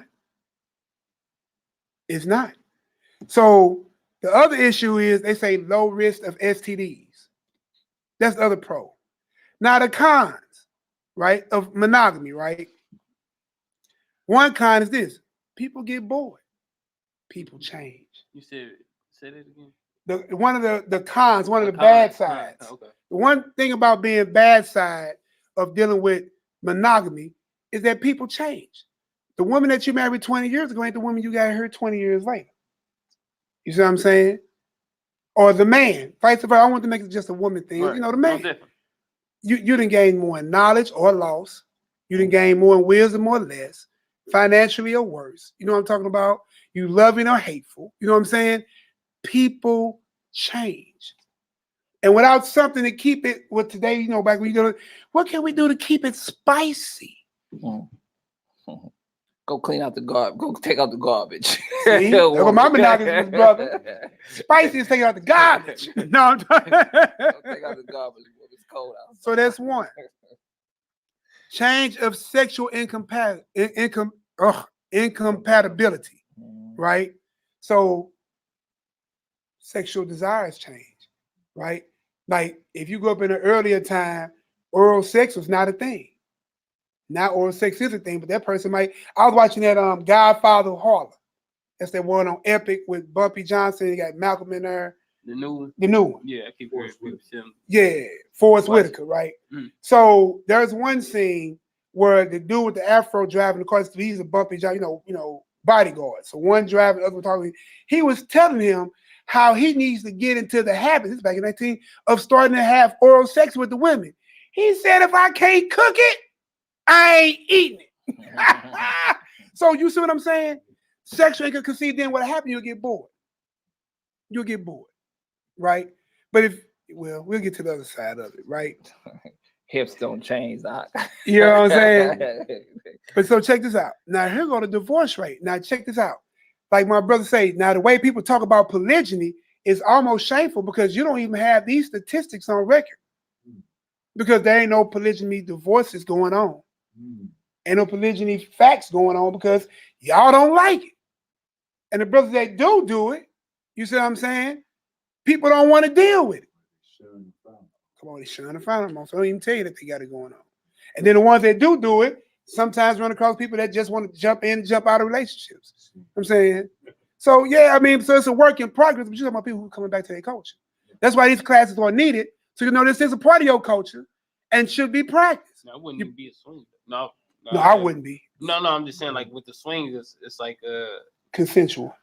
Nah, swingers, that's not it. Swingers is just like what was going on in Sodom and Gomorrah. Wife swapping. Yeah, that's swingers. Church Right. Like you and your wife going out with me and my wife and we doing this. Right, most definitely. But Yeah. no, I'm just going, you know. Oh, what the brother said? Oh, my yeah, friend. no, I'm just saying like that wouldn't be considered Swinging. Right, Yeah. it wouldn't be. Right.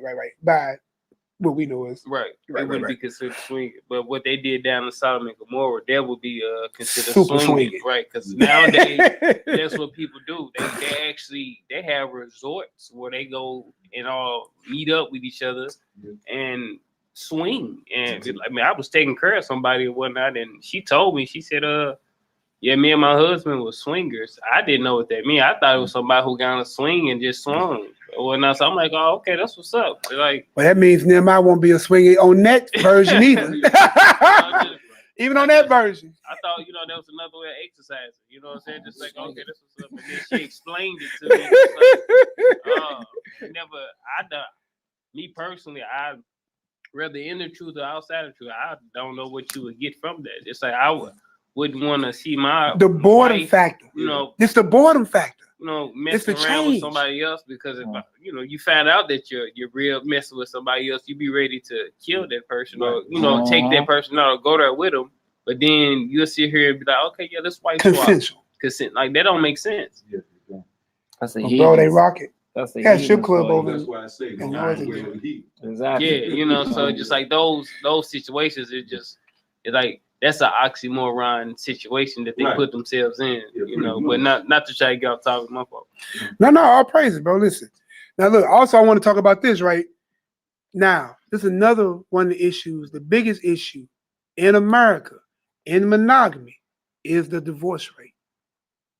Divorce rate in America, according to the American Psychological Association, right, is between 40 and 70%.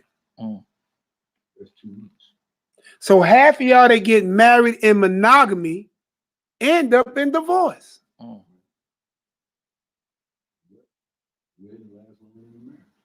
The ceremony last Yeah, swinging is adultery. Show is swinging is adultery. Man, they get it now.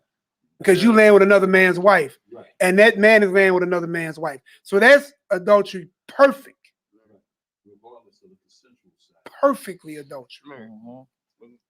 Man, I had went down to the country probably like 2 months ago, and one of the pastors down there, he married people, and I was out there, playing ball with, people in the neighborhood, and he said now they got in they little country, not country, but they little area, where they live in. Now they got it to where the judge will not sign the certificate that people being married or whatnot. They waiting now for 7 days for them to sign it because they saying the divorce rate is so high to where now they like, okay. They want to know them as soon as they get married. They like, look, we not gonna say that anybody is married until after 7 days of y'all being together. Because in 5 days, y'all probably don't want to be with each other and you can just walk away from it. Right, they want to try to find out if they're truly compatible before they do the ceremony and then make a waste of time. So you just crazy. So check this out. This is from the Department of Justice, right? I'm pretty sure you're familiar with these areas, right? It's from the Department of Justice. Just tell me, we got my brother Rodney Hearn. He done dealt in so many areas, in social services and military and all this. So these numbers might sound frighteningly accurate to him. And these are all under the banner of monogamy. This is what I'm saying. This is about people and couples, right? They are having children, not polygamous couples. These are regular couples, right? So let's check these numbers out real quick. There is sexual violence every 73 seconds in the United States against a man and a woman. Not a man and multiple women, a man and a woman, right? Rape and abuse. 11 facts about this, right? 1, approximately 5 children die every day because of a child abuse between the father or the mother. 1 out of 3 girls and 1 out of 5 boys will be sexually abused before they reach the age of 18 under the banner of mother and father. These ain't polygamous relationships. 90% of children abused are victims known by the what? The predators and one of their family members. Like the uncles, you know what I'm saying? In 2012, 82% of child abuse predators were found to be between the age, preparators, am I saying that right? Preparators, something like that. Between the ages of 18 and 44, of which 39.6% were recorded between the ages of 25 and 34. You know what I'm saying? I'm going to put these in the room. You know what I'm saying? But let's do some pros and cons of polygyny, right? So one of the things was emotional stability, right? So when you have, with one of the pros of polygyny, better emotional security. Yeah, you have a sister that you can talk to. You can You know what I'm saying? to where she ain't gonna spill you, she ain't gonna talk about your business, you know what I'm saying, to her homegirl. Yeah, or to the other sisters. You see what I'm saying? You know what I mean? I can just give you an example for me. Like when I was just doing the Feast of Tabernacles with me and both of my wives, right?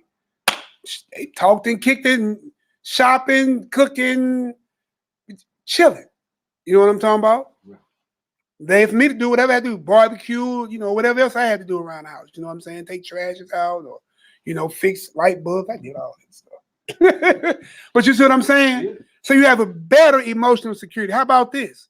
How about better financial? Instead of having a his and her income, you got a his, a her, and a her, and a her, and a her income. His and theirs. His and theirs. That's the big one. Just sum it up. Because whatever the number, even if it's more than just 2, at least 3. Isn't 3 incomes better than 2? Absolutely. Right? All right. The next one. It prevents adultery, abuse of love. Why? Because a man ain't want to run out and go sneak with another man's wife and he got 2 or more wives at home. Mm-hmm. Even if one cycles, one usually ain't saying, and then if they, old enough, they cycle out or whatever, you know what I'm saying? He got 2 to go between. Now, I'm just using the basis of 2. If there's more, then really, why am I running out, jumping off, going stupid? When I know I'm a man of the Lord, I can go have that. I be her priest, then become her king, and bring her to the house. Yeah. I don't need to commit adultery. I ain't got to worry about the issues of what? The abundance of love. I got more than abundance. The other plus, helps increase population and maintain ties between families. So you think anybody run up on your family? I got a big family. I got a lot of children. You got a lot of children. When they grow up, they're like, boy, them Uriel kids. Hey, listen, when I'm getting in trouble, you think they'll run up on his family quick? You see what I'm saying? Like, boy, you got about 7, 8 sisters in that crib. Brothers and sisters. Man, it behooves you not to mess with that family. You see what I'm saying? That was the advantage of the big family. Same thing with Israel. When Israel went off and the Shechemites, he said, man, we finna get all these thousands to come up in here and kill them. He said, man, you know, just 2 of them killed the city. Yeah, you think the other 12 gonna do? And their grandfather just got hurt with his 300. Man, we need to rethink this thing. Because if they God before him, can't nobody be against him. Right there, you was just reading it today. Yep. See what I'm saying? Now here go the cons. There's cons in it, right? So check this out. Cons. Morally wrong in many societies. Not that it's wrong, it's just morally wrong. A man who has more than one wife is shunned upon. Oh man, that nigga, wicked. And the reason why you hear like they have more stories, right, about polygyny is because somehow they're ignoring the bad stories they've been hearing all their life about monogamy. Girl, I know he didn't do you like that. Girl, I know he didn't go upside your head. Girl, he ain't just take your car. Girl, he went in your bank account. Girl, he done slept with your best friend. Girl, he done did all that. Somehow you forgot about that because you heard a man got more than one wife. Oh, no. These men ain't living right.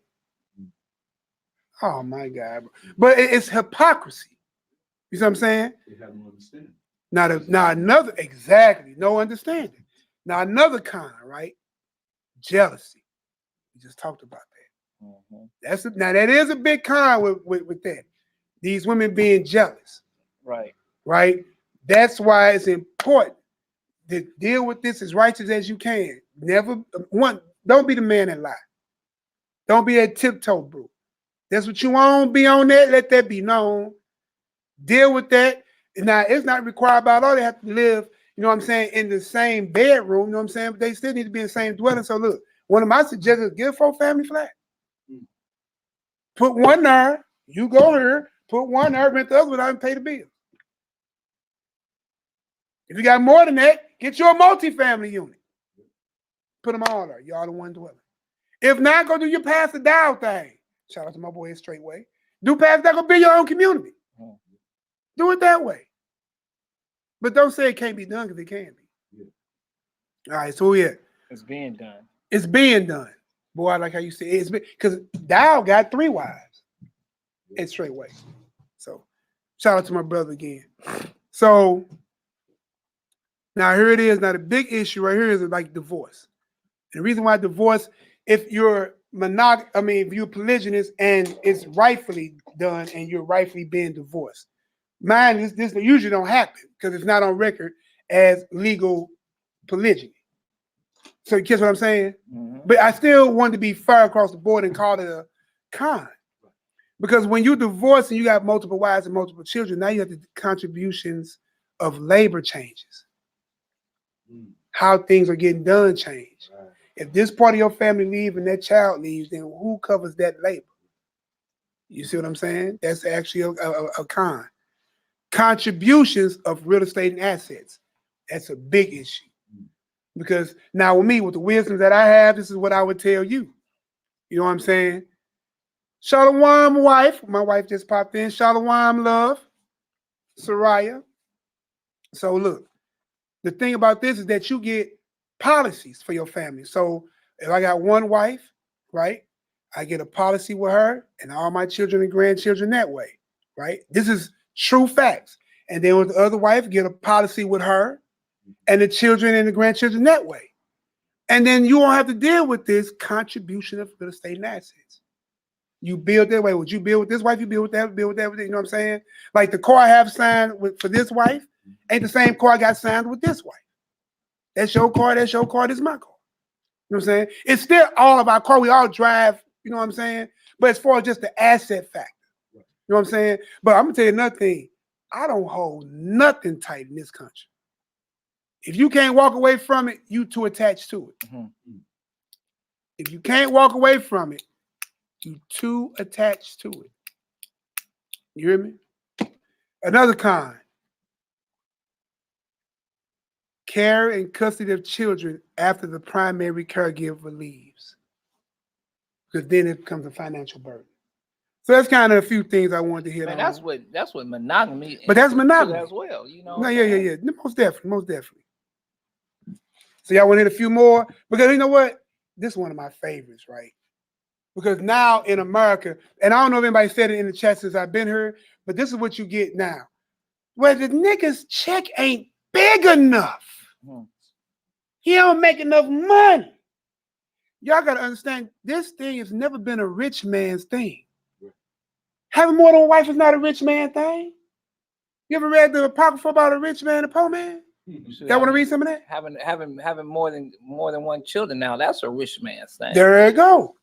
Let's go ahead and what is that? Give me Judge. We'll get some of this Gideon, right? Give me Judges 8, 30, and 31. And then we probably that Deuteronomy 21 and 10. That's all you got. Judges 8, 30, and 31. Because that's what you will hear today, right? Is that, well, he don't make it. Listen, a single man and a single black woman don't make enough money. Right. Less than 1% of our black community is rich. The numbers I heard at best was 3%. And if your wife making more money than you, then shoot, you ain't got you can't afford her. You understand me? She make more money than you. And if you sit here talking about you can't have that while you in captivity, then don't be married at all, because Daniel didn't have a wife while in captivity. Stop playing with this. If you saying that, okay, well, I can't have what I want as far as wives in captivity because I'm in captivity, then you don't need to have a husband or a wife in captivity, because Daniel was in captivity and didn't have a wife. He didn't. But you'll find in many places doing this, that's when we was reading, that Israel had more than one wife. Right. And he was doing hardships, times, and captivities. Yeah. Let's go ahead and read about Gideon. Especially in this book. Especially in this book. Judges chapter 8, verse 30. And Gideon had 70 sons of his body begotten, for he had many wives. He had what? Gideon had 70 sons of his body begotten, for he had many wives. And his concubine that was in Shechem, she also bare him a son. See, concubine, lesser wife, right? Now, she didn't stay directly up under him, but guess what happened? He still had one child with her. That boy had 71 children and many wives and a concubine. Keep going. Whose name he called Amalek. So that's all we wanted to read out of that. And then, what we say? Deuteronomy 21 and 10. It's kind of like that. But we hit that already early, didn't we? No, that was Exodus 21. Okay. I gotta find that one about I'll pull it up. Hold on. You got to read that for me real quick. See where I was going. Deuteronomy chapter 21, verse 10. When thou goest forth to war against thy enemies, and the Lord thy God have delivered them into thy hands, and thou hast taken them captive, and seest among the captives a beautiful woman, and hast a desire unto her. Oh, so now we deal with desire. Well, he just want her for lust. That's what lust is, a strong desire, right? So look, my whole thing is, where was he wrong? What was he wrong for desiring his wife? Shouldn't you have, don't you have to kind of have a desire? You dang right. Before you take a wife? I'm just, I'm want to go after somebody just for the heck of it. You feel me? You know what I'm saying? I'm not robotic with this thing. You aren't my wife. You aren't my wife. But yeah, man, when you read this and you read about the story of Gideon, I think give me that. I think it's Judges 6:15. I think it is. Oh, let me check. Judges 6:15. They try to use the financials, right? And then well, in the scriptures in the New Testament, it says, what does it say? I'm paraphrasing it. If you cannot take care of your wives, What's the infidel? What's the word that they use? The infidel. Provide. Right. There's a word provide. The word provide in there doesn't even mean money. You know what I'm saying? It talks about different things. You know, the scriptures wasn't written from an English perspective. It wasn't written, you know, from a westernized mindset. But we grew up in a westernized mindset. We understand English, you know, and just reading it on just off the base, like it's a story. Well, if we're reading it like it's a story, well then a certain part in the story, something dramatic had to change. Right. Something dramatic had to change regarding marriage, you know, to whereas it was okay in the beginning. Well, it wasn't done in the beginning, and then it started being done, and then now it's shunned in the gospel. Well, there's something that had to be changed in the process of all that. You know what I mean? And again, we read in English, and the word provide does not mean, it doesn't say provide money. You know? It doesn't. We actually read it earlier. It says what? Provide food, raiment, and duties of marriage. Yeah, but I'm talking about, that was in the Old Testament, but I'm talking about in the New Testament. If he doesn't provide for the ones of his own household, he's worse than the infidel. But that's the rubric you have to go by. Yeah, no doubt. Yeah. But the word, but people are simple. I got you. But don't the Bible say, if any man speak, let him speak first, says the oracles? Yeah. So you got to go back. Where the oracles got it? In the beginning. Exactly. Time. And I mean, I know where you at. You're speaking to the simplicity of the matter. When people be speaking in simplicity, yeah, provide don't mean buying you a Bentley. No. Makes me a good husband. No. It doesn't mean that, man. You know, and we have to go into these words and the definition of these words and relearn what we have learned. You know, because some of the things that we have learned, if a strong wind comes, it's gonna get blown over because there's no basis for it. You know, there's no basis for it. And then we'll read. You got your apocrypha on you? Yes, sir. All right. So I'm gonna read this Judges 6, right? 6 and 15, dealing with Gideon. We just read about Gideon, right? Gideon had multiple wives. He didn't tell us how many, right? 70 sons, and he still had a concubine, right? But guess what Gideon was? Because they always said it's about finance. Let's see what Gideon said about his own self in 15. Judges chapter 6, verse 15. And he said unto him, O my Lord, wherewith shall I save Israel?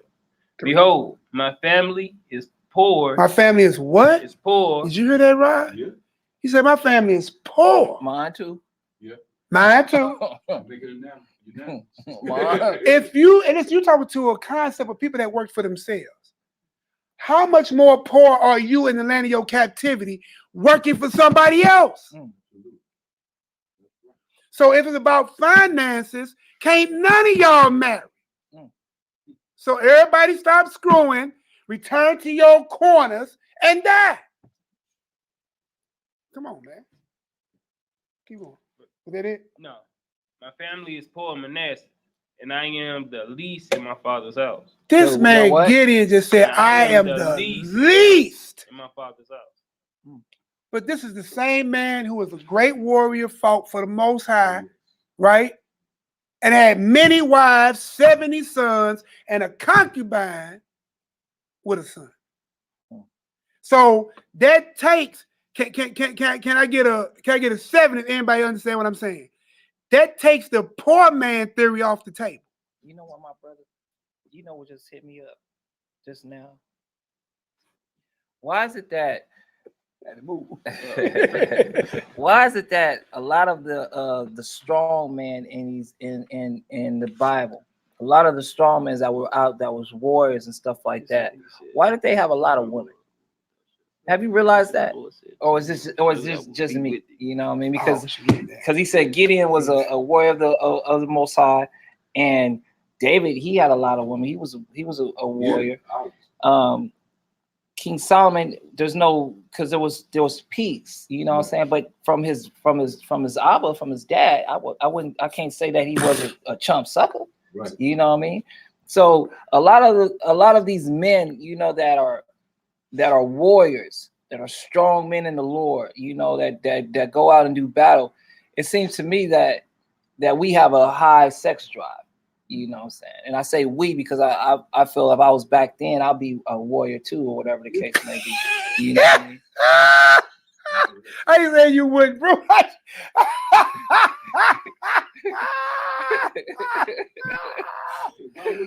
I ain't said, hey man, look, it was just funny. I can't tell you why it was funny. He said, I just believe I would have been a warrior too.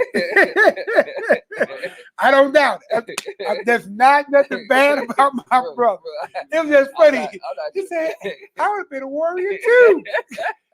He just told you got a high sex drive. That's what he just basically told us. He just told us that he took the long way around to say he's got that high hump. He's a humper-like. But as you haven't met many children, and I know my brother too, because he ever since I known him, his wife been knocked up every year. I'm saying with two of the most reproductive Israelites in Israel. He like outside of myself every year. And amount of 2 to 3 witnesses. But man. I'm just saying, this is something to where I was like, you know, women, you know, if you got a strong man, you know, and he's a warrior, you know, he's a warrior, whatever the case may be. Just know this, you know. Bathers! And I speak as a man when I say this. Your husband, he may love you, and he may love you, you know what I'm saying, dearly and whatnot. But don't get it twisted, you know what I'm saying. He wants another. He probably wants another woman, you know what I'm saying. Now I speak as a man, or another woman's, you know what I mean, because you got to remember we are strong men, you know what I mean, and to us we call it a warring after the other side of midnight, lone warfare. We enjoy that, you know what I'm saying. And yes, sometimes I do want a baby to come from that, you know what I'm saying. Yeah, automatically. You know, babies are a byproduct of sex. Of course, it's just what it is. You know, and I don't do little abortions. I don't believe in contraceptives. You know, hey, go get yourself checked out. Go get your studies, share your test results, be forthcoming, be honest. You know what I'm saying? Would jealousy happen? Yeah. You got children that live together. We have multiple children, right? Right. They get jealous of each other sometimes. Yep. That don't mean they don't love each other. That don't mean they don't get along. And that don't mean they don't stand there and do things for each other, fight for each other, help each other. You know what I'm saying? And will live, die, and share space with each other. Right. Well, do they get jealous and mad and fall off? Yes. You do that in a monogamous relationship. So stop letting these strong mans be the reason why you saying polygyny is wrong. When you do the same thing in monogamy, even worse. Right? But I'm dealing with this rich man issue right here. So read this 15 for me again about Gideon, and then we're going to go back to that one you just read about Gideon. The Judges. Judges chapter 6. You was in 8, right? I think so, yeah. Judges chapter 6, verse 15 and 16. And he said unto him, O my Lord, wherewith shall I save Israel? Behold, my family is poor in Manasseh, and I am the least in my father's house. 8. And the Lord said unto him, surely I will be with thee. What do you say? Surely I will be with thee. Now, y'all just heard Gideon just tell all of us that I am poor and I am the least in my father's house. But he just had affirmation from our Elohim. Don't worry about none of that, brother. What do you say? Surely I will be with thee. Maybe. Surely I will be with thee. I'll get around to it. Surely I will be with thee. Surely I will be with thee. Because the Bible says whether a man rich or poor, if his heart is toward God, that woman will be happy with him. See, y'all only happy with a man because he got a lot of money. But then we're going to read about when he got a lot of money. But then you get mad when that money gets to his head and he going to jump on something else. You get mad when he got a lot of money, he'll come home because he's making all that money. You mad he got a lot of money? Ooh-wee. Yes, baby. So right, stay focused. I think Judah said, "Was they don't want no worry, they want a pet." Sit down and roll over. Hey, listen, you know what? Just real, the lamb back off what my brother Judah said. That actually really burns me.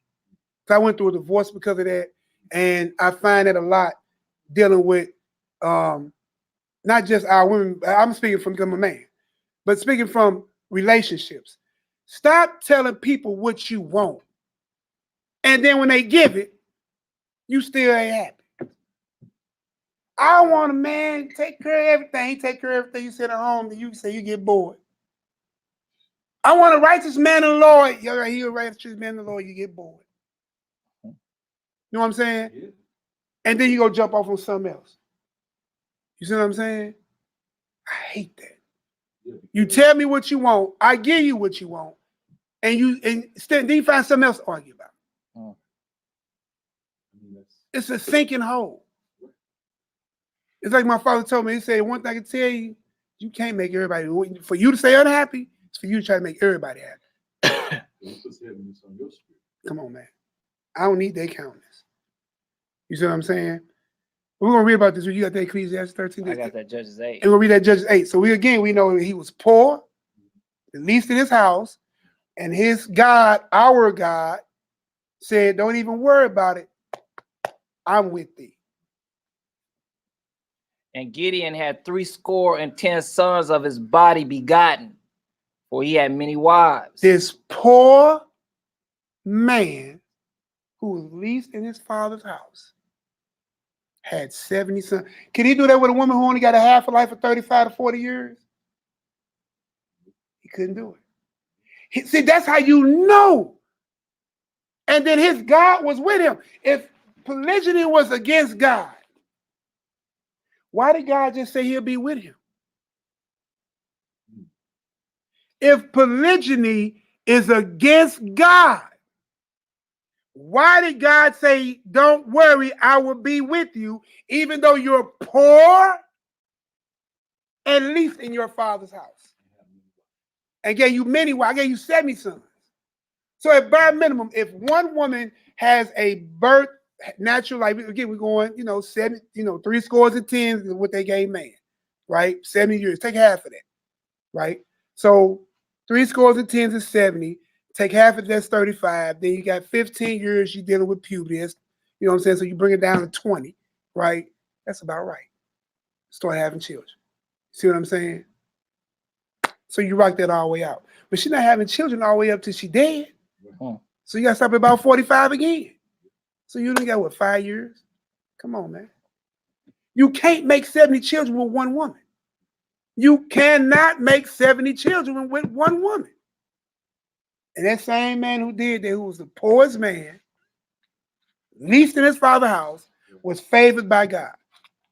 That's all I'm saying. I can't make this up. So what you wind up finding out is that you actually hate the Bible and the words written therein, not me. Because your God didn't condemn it. Why you? Who is you above your God? Give me some of that 13. Start at verse 3 and then we're going to jump down to 18. Ecclesiasticus 13. So hold on, y'all. We in Sirach, chapter 13. I would say read the whole chapter. We're going to do 3. And we're going to jump down to 18. And I ain't figured out where we're going out yet. Shalom is thou, Bayana and Papi. Shalom, what's going on, Matt? We had Ecclesiasticus in the Apocrypha, Sirach. We're going to chapter 13. We're going to start at verse 3. So listen, because this mindset is a very big thing too in Israel. Well, he got to be rich in order for him to have more than one wife. This was not a rich man's game. We just saw a poor man who was at least in his father's house. So let's read about this. If this rich is this most favorable thing, you know what?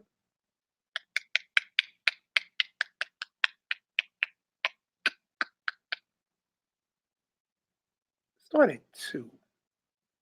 2 and 3, then down to 18. Yeah, 2 and 3, and then jump down to 18. Ecclesiasticus chapter 13, verse 2. Burden not thyself above thy power while thou livest. So he's saying, stay in your lane. Rich or poor, stay in your lane. And have no fellowship with one that is mightier and richer than thyself. That is mightier than who? And richer than thyself. Why? For how? Keep going. For how agree the kettle and the earthen pot together? You know what he's talking about? A kettle is a pot made out of iron. An earthen pot is a clay pot, or what you would call a vase. No. You know what I'm saying? What would they have with each other? You can't cook them the same. You can't use them the same. And if you throw one against, keep reading it, tell you. For if one be smitten against the other, it shall be broken. If you throw that metal pot, that kettle against that earthly clay pot, what's going to happen? Same thing about rich and poor. Especially if you're a poor woman, stop screaming for a rich man. The Bible just said, stay in your lane.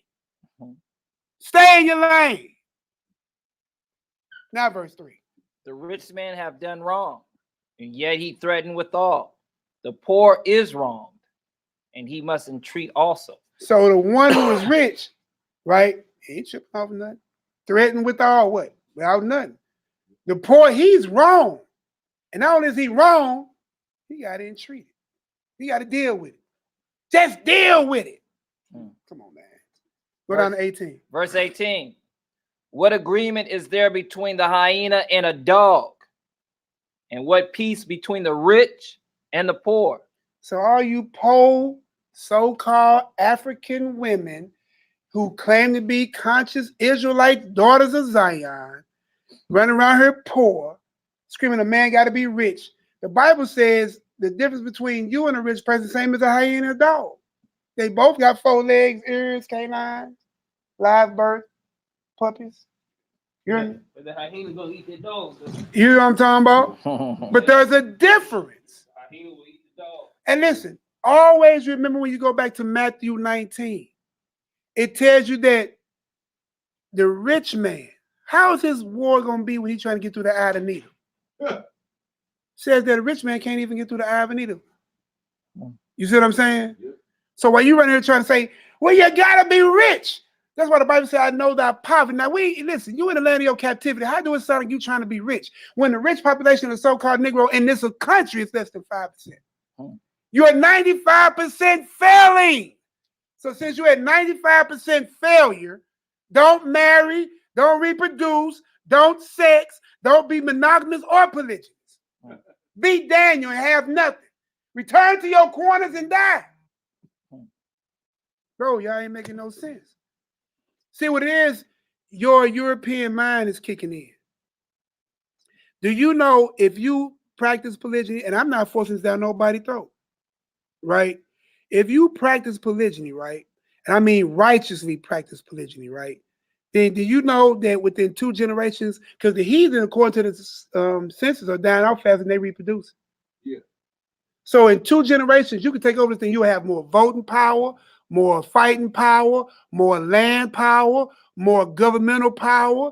Guess what? You have access to more resources, right? Because you are in control. But now you let them teach you pro-choice, Planned Parenthood. Homosexuality is okay. We just read all of that was an abomination. That's why you understand a video earlier about the LGBT from Irritated Genie. Shout out to my brother. That's his platform, right? You're in a very dangerous place now. You're in a place where you let your enemy now just dictate your education. Then he dictates your income. Then he dictates your government. Now he dictates your reproduction. Reproduce, go ahead and kill it. But how about if you don't even like that man, like the same sex, and make that the norm? And we'll give you some perks. Now you can't even reproduce. Now they found almost a perfect way to kill you. The one thing about anything like Irritated Genie says, listen, no matter what they put us through and what we had to live through, the black man always found himself back with the black woman. And with that right there, he can reproduce, because we reproduce.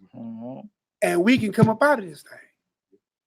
But now you done took the mindset of the black man being with the black woman and pushed this black man with the black man, because you're Eurocentric mind, and the black woman with the black woman, or His check ain't big enough. I make more than him. Girl, my staff. I remember Steve Harvey had a little thing. They had these rich women that was all around. And wonder why they couldn't find nobody. And they was all past their years. That was in Atlanta. Yeah. You see what I'm talking about? You have these people set y'all up and down so y'all can't reproduce and take over. You have the power to rise above this nation and win. You do. You do. All you gotta do is obey your God, get out your feelings, go by these scripts, and you got it. You win. And then listen, and you haven't fulfilled the promise made to Abraham that the stars and the seed and the children you have will be more than the stars and the sands in the sea. You haven't fulfilled prophecy. Go ahead and finish that Ecclesiastes. We had what, 13? We had 19 now. Ecclesiastes chapter 13 and 19. As the wild ass is the lion's prey in the wilderness. Is it who? Is the wild's prey in the wilderness. We. So does rich eat up the poor. You see that? So why everybody running around here talking about he got to be rich? When the rich devours the poor, the rich man can't even get through the eye of the needle. It'd be easy for a camel to get through the eye of a needle than a rich man. Now, you wouldn't be a poor man it's still more. In totality, right? If you had the wealth of what? It's like this. The Mexicans figured out. We come in, we import in, or we skip in, we sneak in, we jump over, we get in, however we get here. We crawl under, go under, dig tunnels, whatever. We here. We're going to live in one house, combine our incomes, right? If I find a job, I'm going to make sure you get into that job. You'll find out how these jobs are now more Indonesian people than all other people that used to work there. Because once they get in, they bring all their people in. All these jobs that's Mexican dominated, right? Because they come in, they say, hey, people, and they be good workers. They say, oh, you have more people that want to work like you? Right. Come on in. Yeah, and you take a cheaper rate? Come on in. Bring them all. And they'll take that cheaper rate. You know why? You can pay me less. Why? I'm going to go into a house that got more of this less income, which makes it a what? Big income. They'll hop in one car and all try to work together. Then they get a big tax break because they're dissidents. They're coming from another country. Come on, man. So they're political, prisoners or something. They're escaping something. So they have pity on them and they bring them on in. They give them more stuff. Shalom, Simply J. Yeah, man. It's some Mexicans that live on my street, and it's crazy because of the street. They call it Mexican City on my street. Well, how about in the middle of it? It's all nothing but Mexicans, and the people down the street by my career, they call it Mexican City. And just like, man, if you look at all them, they got like 4 different cars or whatnot, but they straight be all piled up in it, like piled up in the cars and everything, and they just be super happy and bro, they figured it out. Just like, look, one thing I thought that's what we need to do. Right in this neighborhood, right here, right. I've been living here for a while. We got a factory right here on Schweitzer called Louisiana. They make frozen ravioli and stuff like that. But what a lot of people don't understand is the majority of those people that work there live in Bevo neighborhood because they all buy. Wow. So they travel from Bevo all the way over here. All the way from the south side to the north side. All right. Now you walk in there, you're gonna see some melanin. I don't think so. Come on, man. And listen, and we actually allow that to happen. Right. And it's in our neighborhood. I mean, but you ain't got access to it. Right. Oh, you go there, they look at you like you got 3 years. Now, how about if you can't speak the language either? Oh, you don't even know when they talking real bad about you. You know what I'm saying? Now imagine this. Imagine if this man, right, had his household, whatever, in the wealth that he was building, right? Say they was producing crops, clothes, because they don't even produce a toothpick. But look at these polygamous communities that's actually practicing, like the Amish, the Mormons, these people who took your culture, your Bible, read your stuff, and practice it. And they selling woods and furnitures, and you go into a store, you see Amish furniture. This is made by Amish people. Your whole skill sets. Your people are carpenters, husbandmen, builders. They didn't steal slaves out of Africa. They stole wealth. They couldn't even grow food until you got here. You built great cities. You are those same builders, people. But you've been taught to separate. Even more, you're taught not to unite with your families. You even taught more to simplify your families. How about get back to God's way? It'll come together. It'll grow. It'll prosper. And like you said, what God said in verse 16, You Are said we I'll all be for- with you. I'll be with you. Don't worry about it. I got you. I'll be with you. All right, go ahead. Where we at? Verse 19. Verse 19. As the wild ass is the lion's prey in the wilderness, so the rich eat up the poor. Verse 20.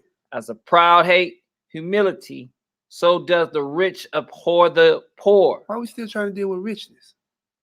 If the camel get through the needle before the rich man, and we're hearing all this stuff right here, why are we still trying to strive for rich? How about strive to be righteous in the eyes of the Most High, and everything you need to be added to you? That's right. Seek ye the kingdom first, and everything else will be Added unto Come on, you. man. Go ahead. Where we at? 21. A rich man beginning to fall is held up of his friends. Ooh. But a poor man being down is thrust away by his friends. They tell me all the time, like, I got you. I got you. Boy. Hey, look, y'all read the rest of that, man. I'm going to let that one go ahead and ride on out. Let me. What else we want? Give me a Second Chronicles. I just want a few more places, just because we talked about desire a little bit. So I want to hear this.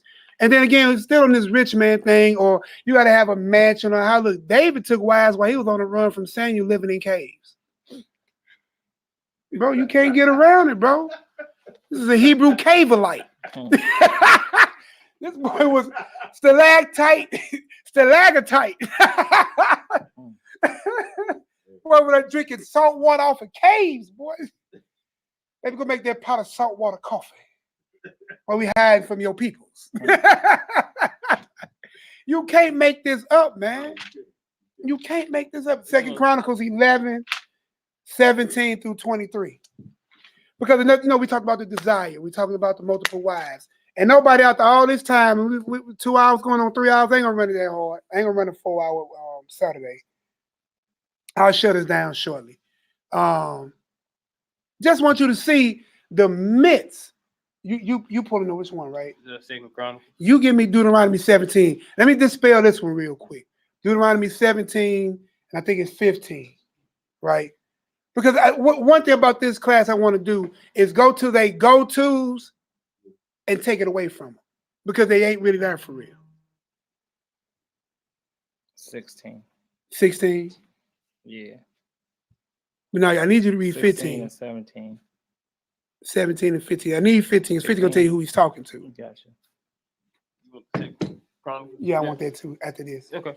Deuteronomy chapter 17, verse 15. Because people, no, do me a favor. People read Deuteronomy 17 to try to go here to say you can't have multiple wives. Read 16 first. Because that's where they're gonna start.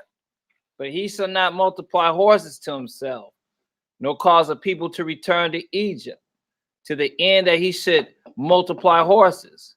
For as much as the Most High has said unto you, ye shall henceforth return. Neither, verse 17, neither shall he multiply wives to himself. See right there! Right there, I found it in the Bible! You can't have more than one wife! Can you go back to 15 for me and see what we're talking about? Thou shalt in any wise set him king over thee. Who is he talking to? Read it slowly. Thou shalt any wise set him king over thee. Thou should not set king. This is a king clause, not dealing with the commoners. Even Levites have more than one wives. Sam, did Samuel have more than one wife? No, his father did. His father did. Okay, thank you. So go ahead and read that 15. So now we get context. We're dealing with the king. Now, when you read 16, it makes sense. And make sure they don't return back to Egypt. A regular man ain't gonna make sure that.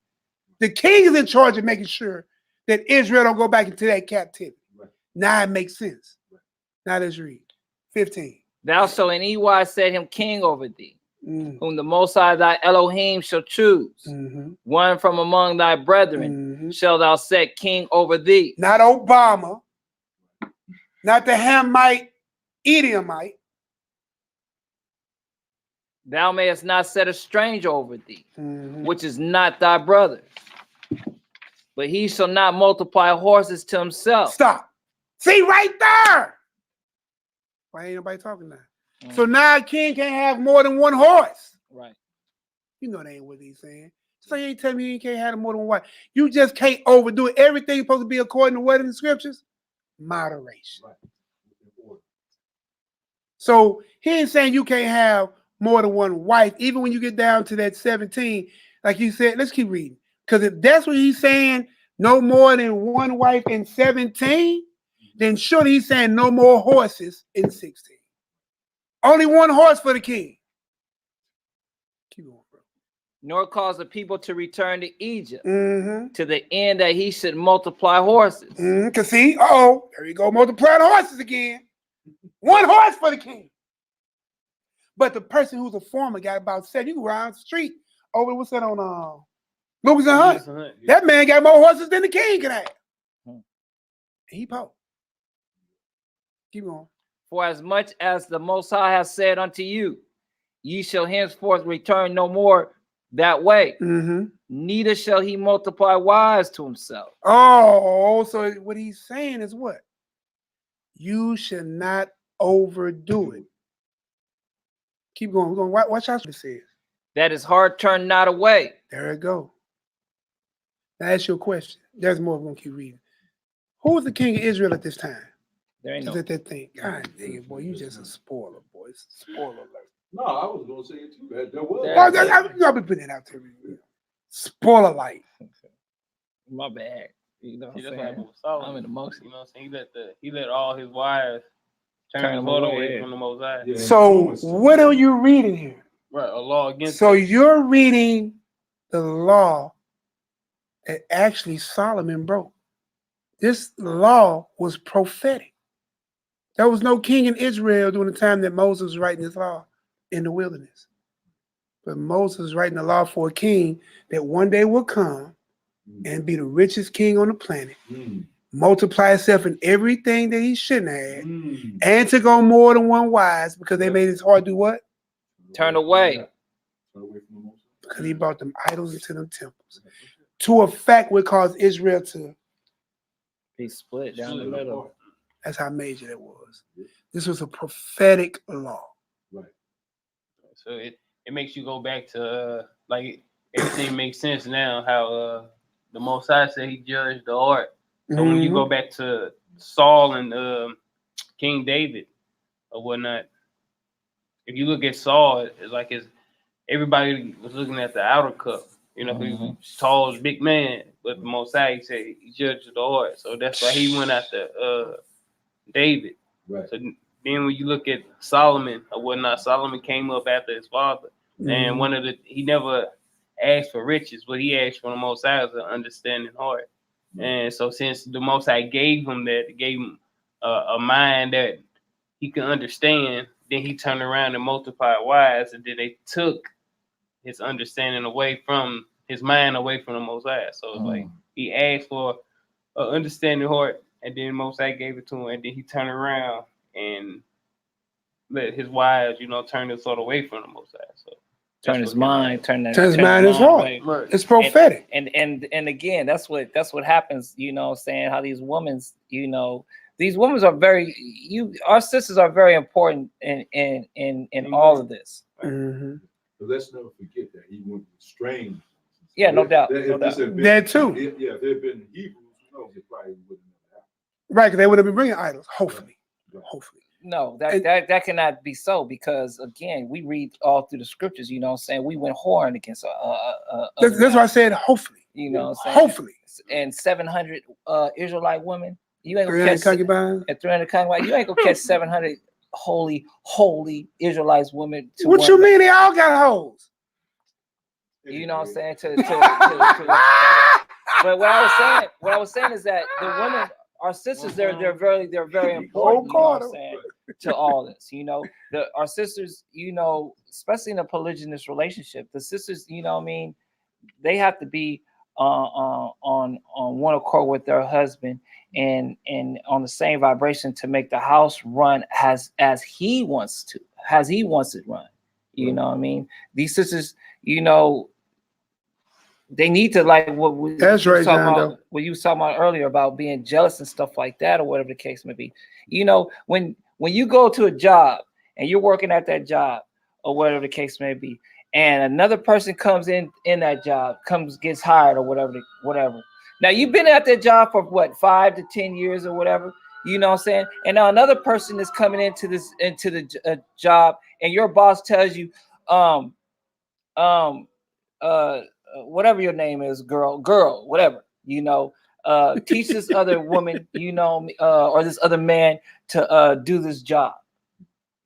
Are you going to be reluctant to teach this person to do the job, or are you going to, because of your personal bias? Or are you gonna, you know, be fearful? Oh, this person's gonna take my job or whatever. Not, no. You teach this person your job that you was doing. You get promoted up to do another job, and that's how these women should have that mindset. You know what I'm saying? Because if they're at work and their boss tells you to teach this person, you know what I'm saying, what you're doing, you're gonna say yes, sir, with a smile on your face. Right. You can. Although you're gonna be circumspect.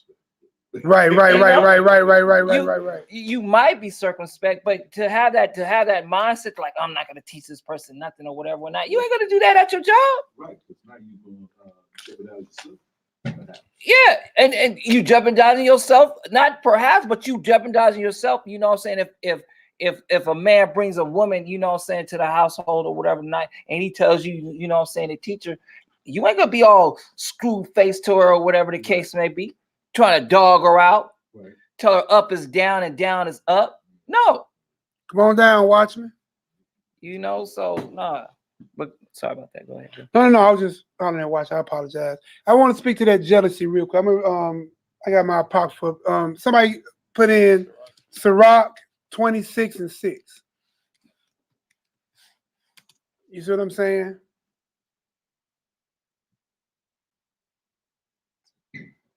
And this is true. And this happened to the man and the woman who's suffering it. You see what I'm saying? Y'all give me a 1 if y'all there. I think we there. And I appreciate it. TORAH LAW for all y'all who gave y'all alms. I know we've been gone for about a week and a half, you know, with the feast and everything. So definitely appreciate all the alms and support that y'all give. Definitely needed in this hour. That's how we take care of the building, the feast, and everything else that we do in the community. We do a lot. So definitely. Oh, while I'm sitting thinking why they putting up the script. Why they put up the script 6. All praise to the Most High and His Holy Begotten Son, our brother Israel. He went home a few days ago when we had the brand aneurysm we asked everybody to pray for. I'm gonna call it a full recovery. You know, when I went up there to go see him, when I came back in town, you know, got up, walking in the room with his wife, playing the PlayStation. His friend brought him some baked chicken. Children up in there, you know, we in there chilling. Me, Rock, Duel, Abdiel was there, and man, the brother was doing good. He was the only one on his floor with a green coat, which means he was able to walk without assistance. Walking, voice is still a little weak. Eye vision, peripheral, he said was a little weak. But maybe he up and he walking, he home. So continue prayers, man. That brother made it home, and that came from a major brain aneurysm. You see what I'm saying? All praises. So y'all prayers do work. Yeah. Another person came in that same day that the brother came in with a brain aneurysm too as well. And their family, one of the day that I went up there, our brother's rib was like saying their family is making funeral arrangements right now.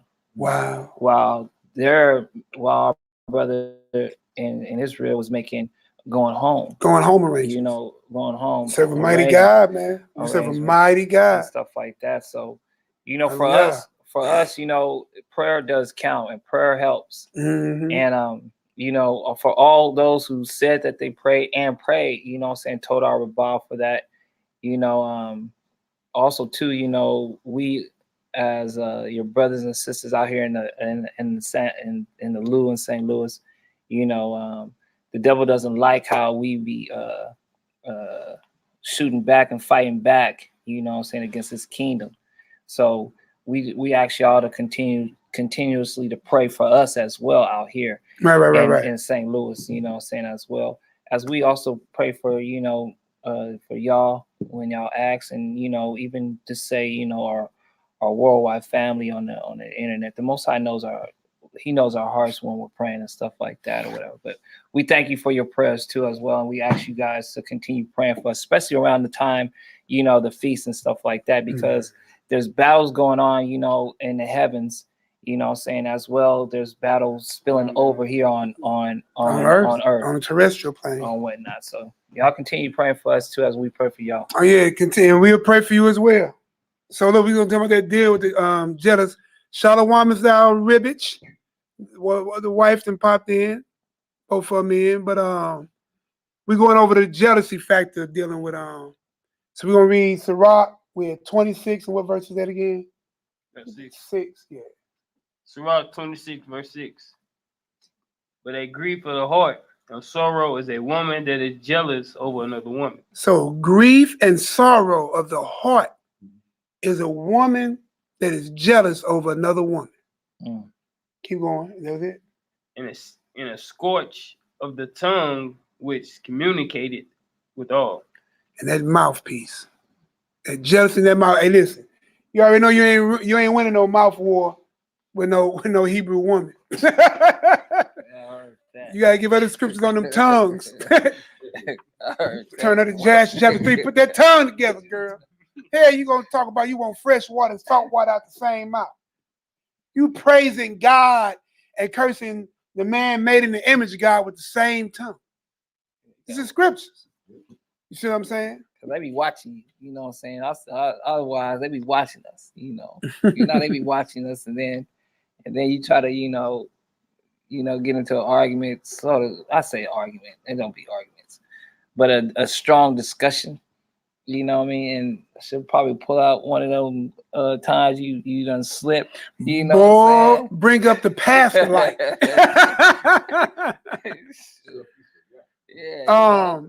What it says, Poppy, it says that, but a grief of heart and the sorrow is a woman that is jealous over another woman. Remember, we kind of talked about that dealing with the pros and the cons. We also talked about that dealing with the scriptures. You see what I'm saying? So yeah, we ain't talking about nobody like in particular is jealous of nobody. This was already on the table before anything. You know what I'm saying? This has been on the table since we've been talking about class. Yeah, but if the shoe fits, Poppy, it's playing. But if the shoe fits, Poppy, young Ellie say, wear it. Show size 2 and a possible. No, I was being pun. How you do that? The pun tart, whatever. How you say pun? No pun intended. But if the shoe fits, Poppy shoes, yeah. Whatever. Hey, Mally say we got 11 thumbs down.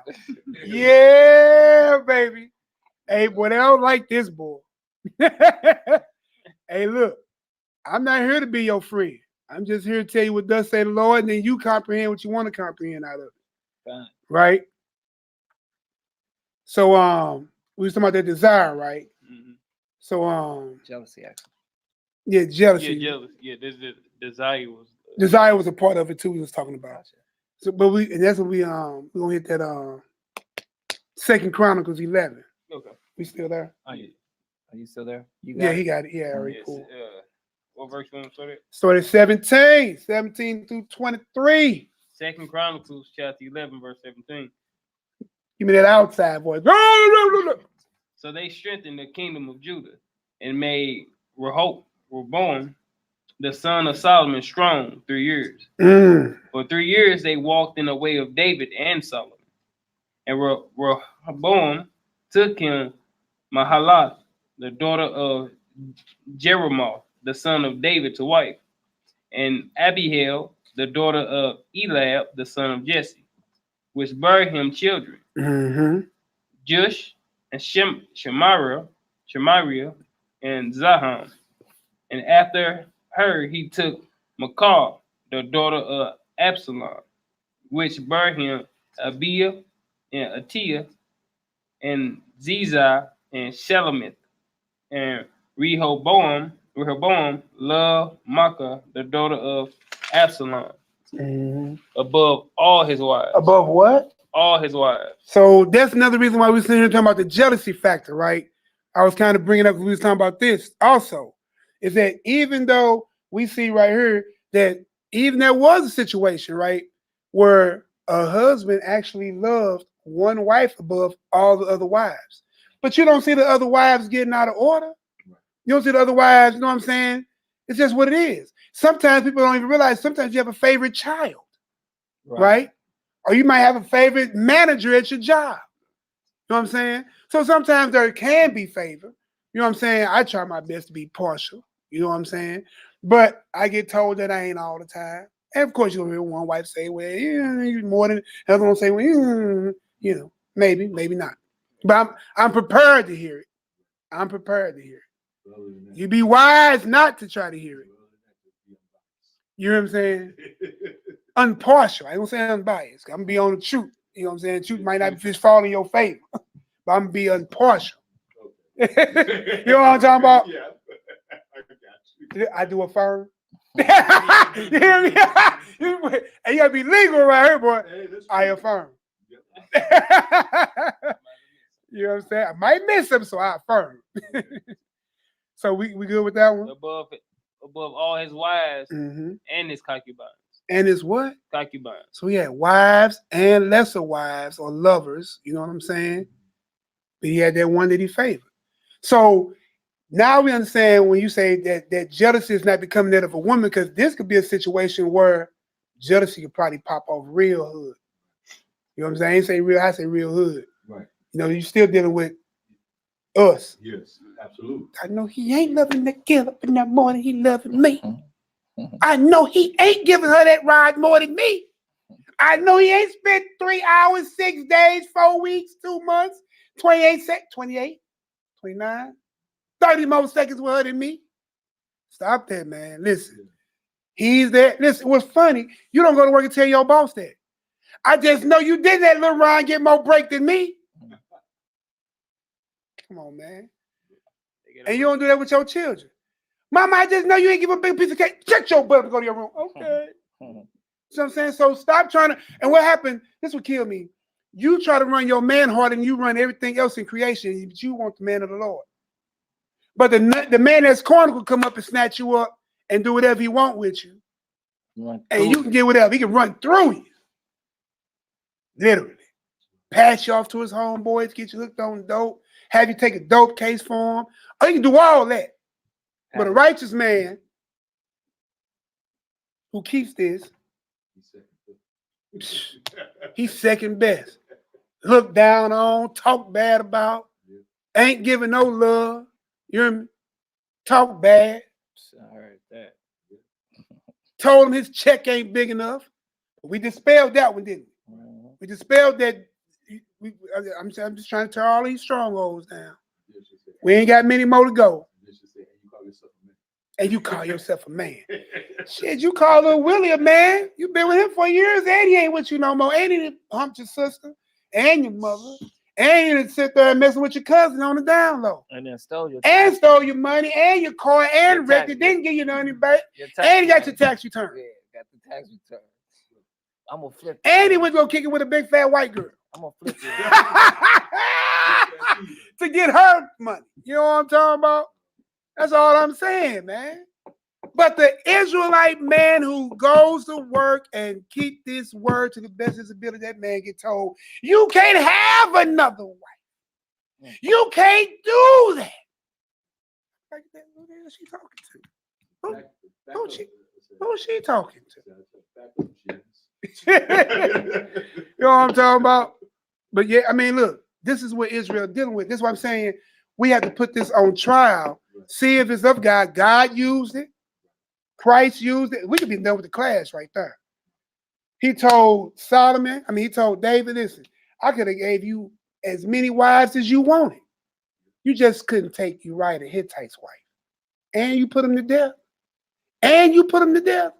That's why I took your firstborn son with her. And I let the sword not depart from Judah because of that. See what I'm saying? Ain't Judah suffering for it? To this day. Right? Let's go ahead and check on some David. Give me First Samuel. Oh, we ain't done. Oh, my fault. Go ahead. We finished the 23 out of that Chronicles second. Not 21. I'm just finished 21 out. All right, said, 21. well, he took 18 wives and 3 concubines. So wait a minute. 18 wives, 3, that means he had 60 concubines. 3 scores 20. Right, right. 3 score concubines, and we got 20 and 8 sons, and 3 score daughters. It's a whole lot of that, boy.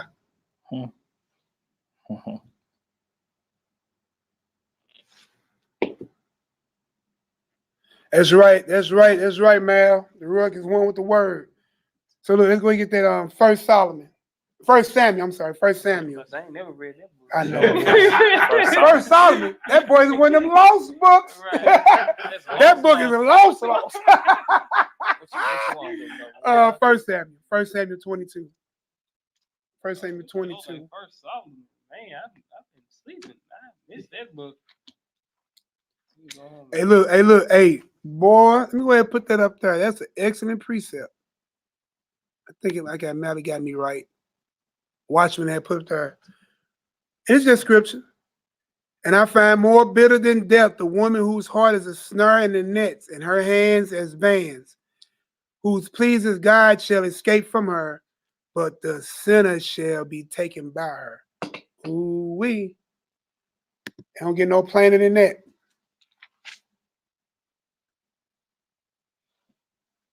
Yeah.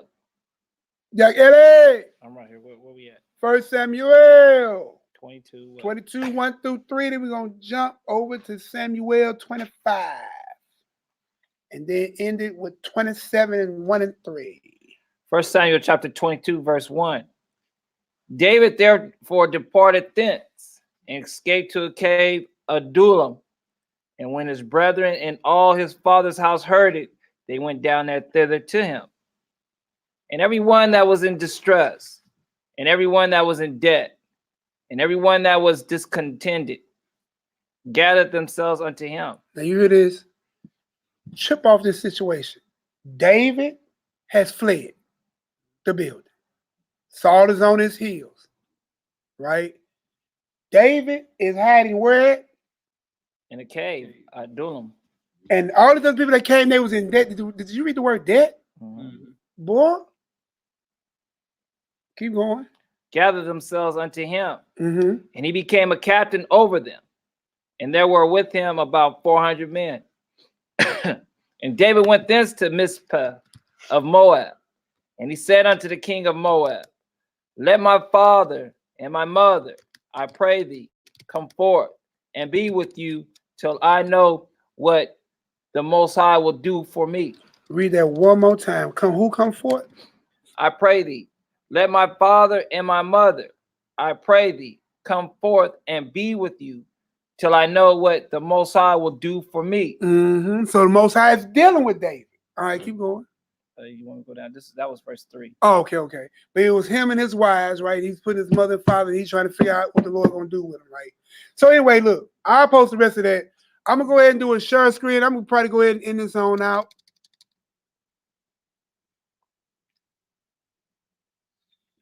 All right, so go ahead and run this video. I know, Judah. I know, brother. You are boring. This is true.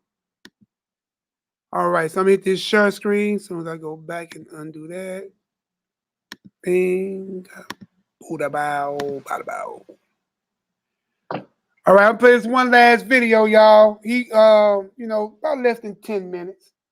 Definitely less than 10 minutes. It's gonna definitely give you a summary of what NehemiYAH has been talking about the whole night. It really is. It really is. All right. You're gonna learn today. The emperor is wearing no clothes. Now, it's not Christian Anderson's story, but he's out naked and all proud of himself. Everybody also, oh, it's beautiful, until a child says, the emperor is wearing no clothes. That's what I do. My name is Mark Hager. I am the National Polygamy Advocate for the National Polygamy Rights Movement for Consenting Adults. I've been in numerous major national media because I laid down the arguments that began the Christian polygamy movement that persuades evangelical Christians that the Bible never created the one man, one woman doctrine or prohibited polygamy. Hear what he I will be said? showing you Oh, Lord, something just messed up on this computer. now, whether you're a Christian or whether you're not a Christian, these are the tools that you can use to persuade others or to Oh, persuade this Christians thing that you going know. off. So, as I refer to various verses, these will be the tools and arguments that you persuade evangelical Christians. These are the tools that you can use to persuade others or to persuade Christians that you know. So, as I refer to various verses, these will be the tools and arguments that you persuade evangelical Christians. And you can use these tools as well. To do that, we will be discussing first the grace law hypocrisy, polygamists in the Bible, the meaning of adultery in one flesh, as well as the prohibitions of leaders that were listed in the Bible. Now, peep the title of this whole video. Bible never created one man, one woman doctrine. Ain't that a powerful title? Now, since y'all been listening to NehemiYAH for a little bit over 3 hours now, you know, go ahead and bring up little Edom, you know, the heathen. And maybe y'all might believe the white man. Can you turn it up? If he tell you, I don't know how to turn it up. Ask Manny how to turn it up. Or just set a link in the video description. Nah, I'm gonna do that. I'm in this thing. All right, I do it. To start, we'll deal with the grace law hypocrisy. The Bible, for those who may need a simpler understanding of it, is separated in two parts: the Old Testament and the New Testament. The Old Testament was pretty much the Old Covenant with God and His people, and that is the legalism and the law and all the different things that we had to do. Whereas we come to the New Covenant as Christians, and that is saved by grace through faith in Jesus Christ. So no longer under the legalism. So it's instead of being under the law, being under grace. That's the primary basis that Christians operate in believing the Bible. Now, some may take the legalism of the law and go into the New Testament and continue to be legalist, but ultimately it is a flow of going from being under legalism to being under the law of love. That's the difference of the Old Testament and the New Testament. So we look to the law to find out what was sin, and we see that under the law, under the Old Testament, that polygamy was never banned, and not only so, it was regulated. You see, for example, in Exodus 21:10, it actually says, if you take another wife, her food, her raiment, and her duty of marriage shall he not diminish. That's right there in the law under the legalism. That's a regulation of polygamy. In Deuteronomy 21:15, it starts with, if a man have two wives, and goes on to regulate dealing with the children. So clearly we see under the time of under the law that polygamy was not only not disallowed, but it was actually regulated. And so to suggest to go into the New Testament, which is no longer under the legalism of the law, it therefore seeks to make the marriage doctrine more legalistic in the time of grace than it ever was under the time of being under the law. A clear hypocrisy, the grace law hypocrisy. And that's what helps us understand that truly the Bible and Christianity never had the Bible to create the invented doctrine of one man, one woman. The emperor is wearing no clothes. There were numerous polygamists in the Bible. Numerous. Moses himself, who wrote the Adam and Eve story, who wrote the one flesh verse of Genesis 2:24, who wrote thou shalt not commit adultery of Exodus 20 verse 14, the seventh commandment, and wrote the polygamy regulating verses. Moses himself had 2 wives. Abraham had 3 wives. The 12 tribes of Israel were born of Israel's 4 wives. David had numerous wives. He had 8 no-named wives. In fact, when David was being reproved for taking another man's wife, God sent a prophet to him, according to 2 Samuel 12:8, and get this is what God said in 2 Samuel 12:8 to David. I gave you all your wives. And if you had wanted more, I'd have given you more. That's in 2 Samuel 12:8. It's right there. God himself taking responsibility for giving David his wives. Jesus Christ describing himself in Matthew 25 in a parable, describing himself as a polygamous bridegroom coming to marry 5 virgins. And God himself through the prophet Jeremiah chapter 3 and the prophet Ezekiel chapter 23 also describes himself in polygamous terms. Clearly the Bible never created the anti-polygamy doctrine. The emperor is wearing no clothes. This now brings us to the adultery and one flesh. Adultery is not given to us in English. Thou shalt not commit adultery. It was written to us in Hebrew. And the Hebrew word for adultery in the 7th commandment is na'af. And the word na'af means woman who breaks wedlock. Now, without getting into the inegalitarianism that some of us may have about this, we're looking at it purely from an intellectual standpoint. This is what the word means. The word means woman who breaks wedlock. So, if a man marries a woman who is not married to another man, and marries another woman who's not married to another man, no woman has broken a wedlock. Therefore, no adultery has occurred. That's how a man in the Bible could marry more than one woman. It was not adultery. Even Moses himself, who wrote, "Thou shalt not commit adultery," had 2 wives. And he's also the one who wrote Genesis 2:24, that the two shall be one flesh. And that doesn't mean you can't be more than one flesh with one than another, because Moses was. And it says in Genesis 2:24 that a man shall leave his father and mother and shall cleave to his wife, and the two shall be one flesh. But clearly that doesn't mean it can only be to one, because as we see in 1 Corinthians chapter 6, that as a man who's married can be one flesh with what's called a harlot, according to 1 Corinthians chapter 6. He also can remain married to himself, to his wife. It does not mean he is suddenly no longer one flesh to his own wife. And also in the pros, one aspect of wives to a husband is one flesh, the same as believers of one spirit to Christ. And when Jesus requoted that in Matthew 19, he said, merely was answering a question about divorce. When the Pharisees had asked him, is it okay to divorce for every reason? And he said, no. But that doesn't make it an answer that suddenly becomes anti-polygamy. That becomes a thing that's anti-divorce, merely quoting Genesis 2:24 from the polygamous Moses, who originally wrote the one flesh verse.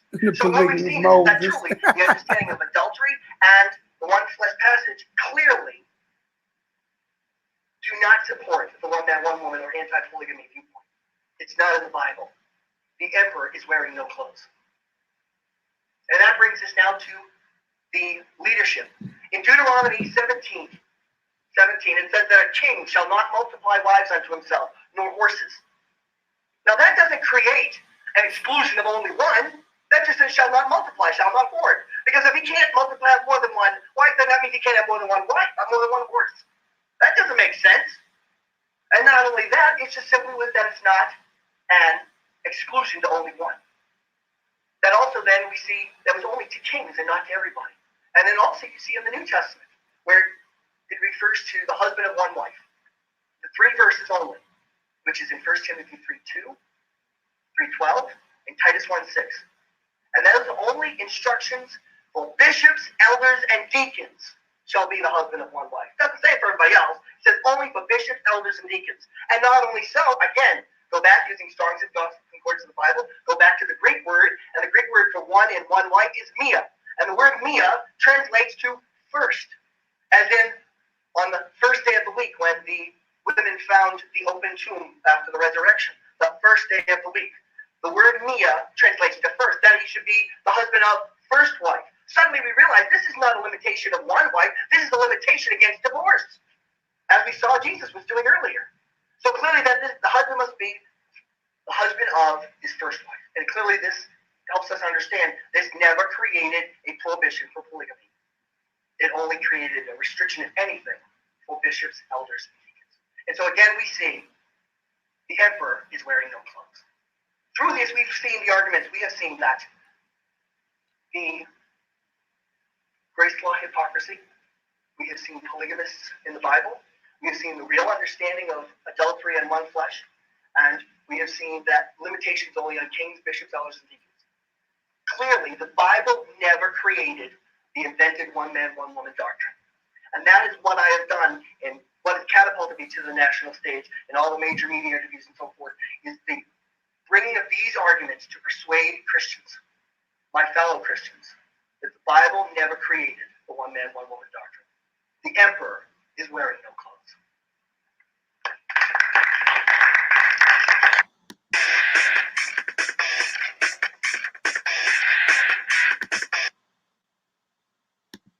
Da, da, da. Scares me. He said the emperor is wearing no clothes. Who cares about the emperor? All right, Bruce and She Bruce.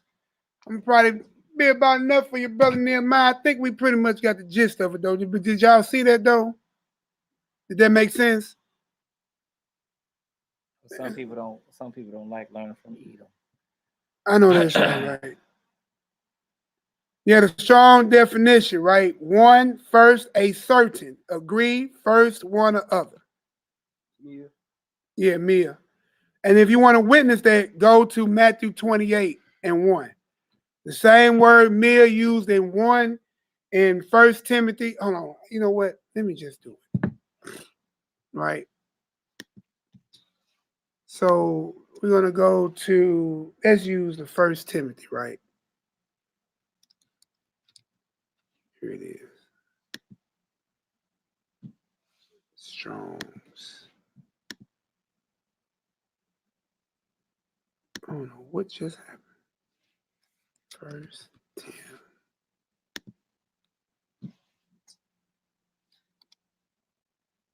Am I still screen sharing? I don't know. Nope. Screen sharing, trying to go there. Click on that, hit share, go to Bible app, hit green button. I remember this stuff, you hear me? Hit Strong's, bam. All right, so we're gonna look right here, right? So I want y'all to see, can they see me? All right, so look, we're gonna read, somebody read that for me. You read me 1 Timothy 3 and 2.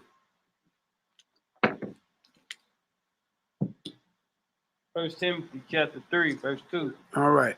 A bishop then must be blameless, the husband of one wife. Husband of what? One wife. Or could it be first wife? Remember this number, right? G3391, right? Skip down to verse 12. So it's saying that a bishop. But one thing we know for sure, it ain't talking about all of Israel. It's talking about who? Bishop. Whether you believe it's one or first, it's only talking about a who? Bishop. A bishop. Let's go down to verse 12. Go ahead and do our little skip-a-like thing. Verse 12. Let the deacons. Let the who? Let the deacons. Let the who? Let the deacons. We're not talking about all Israel again. These are officials that are officiating the office in the church, right? Did every Israelite in Israel officiate the church? Okay. So this is again, is a what? Deacon. Go ahead.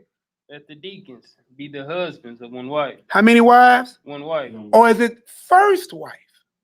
One wife. You see what I'm saying? But it's the same word. And those is husbands plural. You see what I'm saying? So just follow it. Now let's go to Titus 1, 5, and 6. Let's go ahead and debunk this, and this will be our last debunk, just showing what the heathen was talking about. Now, mind you, remember, the word is G339, right? Remember that. Greek 3391.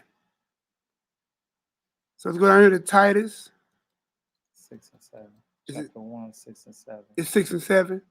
All right, so Titus 1.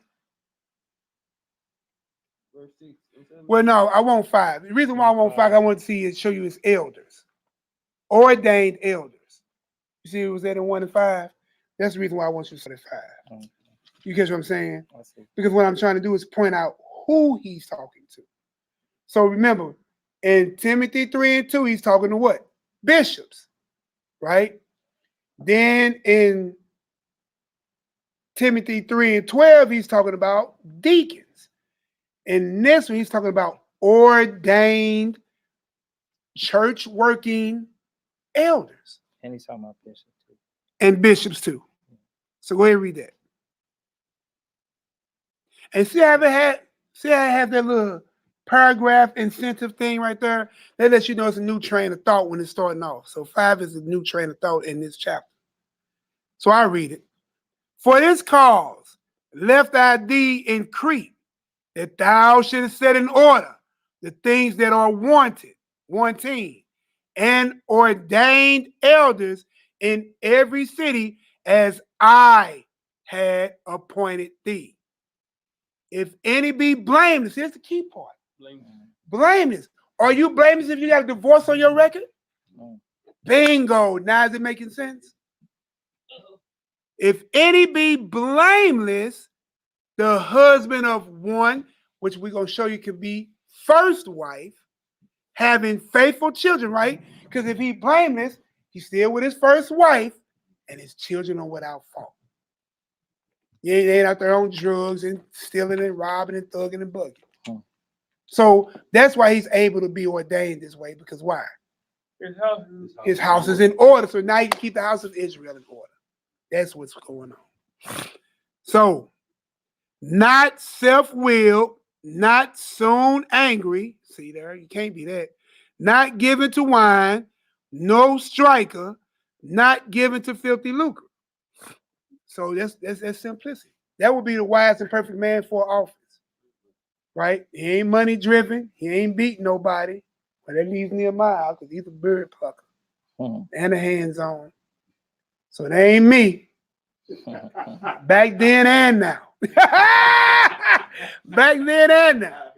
You know what I'm saying? And I still, but I blame this in first wife. So now we're going to click on that G3391. As soon as I can find it.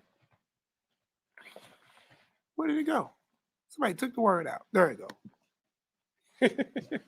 So it's MELCHIZEDEK. Strong's G 3391. MELCHIZEDEK. Thayer's Lexicon, related entry. ICE. So like you said, it can mean one, it can mean first, it can mean agreed or certain. So then you scroll down, and we go right here to Matthew 28:1. Read that for me. Another word right there, but look what it says. In the end of the Shabbat, as it began to dawn towards the first day of the week. Agreed. The first. Same word. So that's the part about Hebrew you have to understand, or Greek. Every word don't translate to every word that we got. You know what I'm saying? It has what it has, it means what it means. Well, it can have a pluralism type of meaning. So the same word used for one is the same word used for first. Right? So that's all I'm saying. A man who's blameless, why is he blameless if he got one wife? I'm just saying it makes sense. He shouldn't be divorced. Because polygamy was never ruled out. That's what the Gentiles trying to get you to see. When you thinking that polygyny was being ruled out in the New Testament to be pro one wifer, you're already going off because it's only dealing with bishops, deacons, and ordained elders.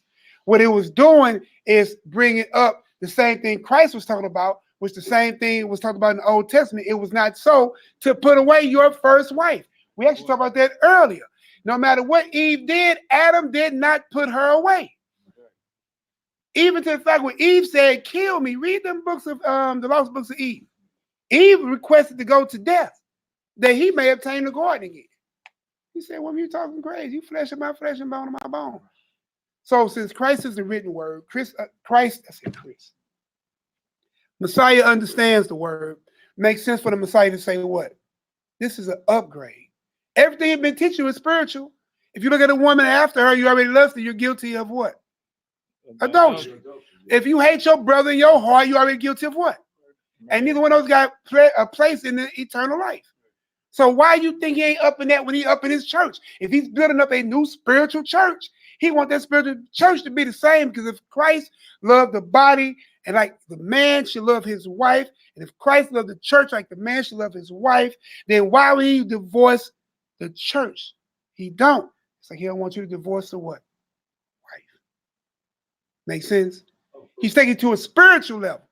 What you thought was just being one, he's taking you higher. You see what I'm saying? Listen, I'm not going to divorce Israel. I'm not putting her away, right? I'm not no striker. I'm not in it for the money. Christ is known as the bishop of our souls. Don't he fit this right here? Yeah, absolutely. Now, he wasn't physically married to a wife, but Israel is his wife. Right. His what? First wife. With that, y'all, I hope y'all got understanding. Let me get a 9 in the room if y'all got some inner, under, and overstanding, even if you don't agree. Well, hopefully that made sense, though. It makes all the sense in the world to me. That's the best I can tell you. Is that Christ, his whole mission in the New Testament is to bring you to a higher level of understanding, to a spiritual level, right? So he didn't do away with polygyny in the New Testament. That's where people try to go to Timothy 3:2, 3:12, and Titus 1. You see what I'm saying? But that's dealing with bishops, deacons, and ordained elders. And Christ is the bishop of our souls.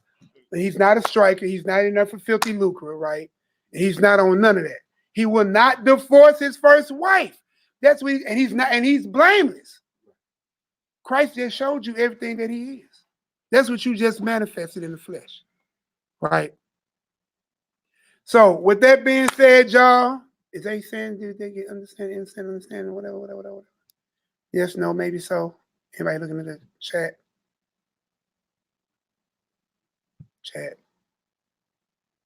It's an excellent spiritual. All praises, all praises.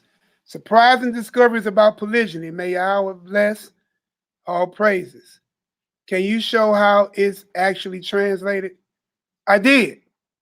All you gotta do is just go back. I did. I showed it. How many times it says one, how many times? It's the same word, right? Just like when we went to earlier, right? When it says abusers of themselves, right? And land with mankind, it's the same word, both meaning homosexuality. Same thing we read about the duties of a husband, you know what I'm saying, is, sex, cohabitation and dwelling, you know what I'm saying? Same words, just no different meanings, bro. The word English gives it different ways of saying it, but it's the same word, meaning the same thing. Right. Isaiah 28:10 is what Rodney say. Line upon line, precept upon precept, here a little, there a little. Yeah, Judah being his normal Hamite self, that's Judah for you. That's Judah. Deuteronomy 28, we put it on there. We're gonna go back. Look, it shows on there how many times where it's at, right? But are you catching the meaning of the thing about the bishop, right? Was Christ or the body of believers doing away with polygyny? No. That's the question you have to ask. I'm gonna go back to my original question. Where in the law do it say having more than one wife is a sin? Where is the judgment for anybody that had more than one wife? So why do you think you get to the New Testament, which is the deepest spiritual revelations of Christ, thinking that now it's being done away with, when Christ was teaching you in his lessons that divorce was not so? If I'm still with my first wife, then you got to be with yours. Especially if you're going to usher over the body of Israel. It makes sense.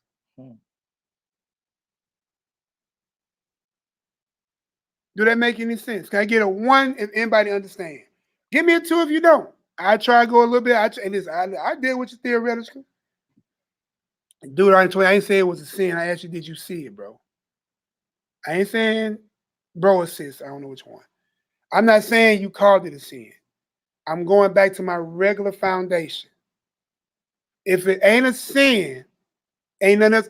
Where there's no law, there's no sin. So if it ain't no law, it ain't no sin. So there's nothing to be going back and forth about. Technically, the class is over a long time ago, right? Because we've seen Christ like in the kingdom of heaven that we all want to go to 10 virgins, 5 wise, 5 unwise, 5 went into the chamber with one bridegroom called him, door closed. Most High, Ezekiel 23, Jeremiah 3, said what? Israel, my possession, I'm married to. We know it wasn't no going on. And they were what? He gave them 2 different names and told that both of those names was Oboyah and Obiah, something like that. Obiah. Samaria and the only thing it was meant was one was Samaria, one was Jerusalem. And that was to do what? To make the 2 become one flesh, one branch. So if God likens things to a polygynous mindset, if his son likens things to a polygynous mindset, if his king appointed king over Israel, he will give more wives to, and the king that he gave the most wisdoms to, who built the temple and did everything else, all these things was done under the banner of polygyny. His Levites had more than one wife. They were his priests. They had more than one wife. Hell, the man y'all don't like, called Lamech, act like he could take on the sins of his father, which he can't, but he had more than one wife. I don't know. There's no punishment for that wicked man. There's no punishment for no righteous man. Abraham, listen, if we saying polygyny is going off or it is what it is, then yeah, Christ has more than one wife. Yeah, he got 12 tribes. 12 tribes of Israel. Yeah. Don't he have 12 tribes? Absolutely. And he coming back for a bride? Yeah. And then don't he got a house that he's putting the bride in? And he cohabitating, performing the duties of marriage in the house? And in one house, New Jerusalem, coming down. In my father's house, there are many mansions. If it was not so, I would not have told you. I go and prepare a place for you that you may be with me. Come on, man. We should be prepared to be with our husband. You know what I'm saying? And regardless of what you believe, there are the names of the 12 tribes of Israel on the gates. 3 to the north, 3 to the south, 3 to the east, 3 to the west. Can't get around it. So yeah. And did Adam have more than one wife? He had it in him. He got 24 ribs. Eve was only got out of one of them. And 7 of those ribs are considered your true ribs. So, yeah. Sounds like he can have more than one. Christ had more than one. See what I'm saying? So how we looking, y'all? You ready to call it a night? Ready to call it a night? Pray up on up here. Anybody got a suggestion on the Psalms to read? Anybody? Anybody? Anybody? Anybody online? Y'all got a suggestion of a Psalms? You got one? You can read Psalms 24. We'll read Psalms 24 and get on about this deal. And it's the Psalm of David, the polygamist. Hey, man. Hey, boy, hey, look. He picked it, man. That was your brother, the Archangel Uriel, man. Hey, look. You can't make this up. Can you see right there? Adam had 24 ribs, so Psalms 24. Yeah. Hey, that was cold. Psalms 24, Adam had 24 ribs. You know what I'm talking about? And David was a polygynist. Psalm of David. The earth and the Lord and the fullness thereof is polygyny and all. All right, y'all. We're going to pray this deal up out of here. All right. Oh, you know how we do? Everybody turn to the east. I guess I'm going to go ahead and get us together. Y'all, Ellie done ran from the table. That brother did a whole lap. I got you, bro. Give me a chance to do a little reading. All right, how we looking? All praises. The earth is the Most High's, and the fullness thereof. The world, they that dwell therein. For he has founded upon the seas and established it upon the floods. Who shall ascend into the hill of the Most High? Who shall stand in the holy place? He that hath clean hands and pure heart, who has not lifted up his soul into vanity, nor sworn deceitfully. He shall receive the blessings from the Most High and righteousness of YHWH of his salvation. This is the generation of them that seek him. Woo! And seek thy face, O Jacob, Selah. Selah. Lift up your heads, O ye gates, plural, O ye gates, and be ye lifted up, ye everlasting doors, and the King of glory shall come in. Who is the King of glory? The Most High, strong and mighty, the Lord mighty in battle. Lift up your heads, O ye gates, even lifted them up, ye everlasting doors, and the King of glory shall come in. Who is the King of glory? The Most High of hosts. He is He is the King of glory. Selah.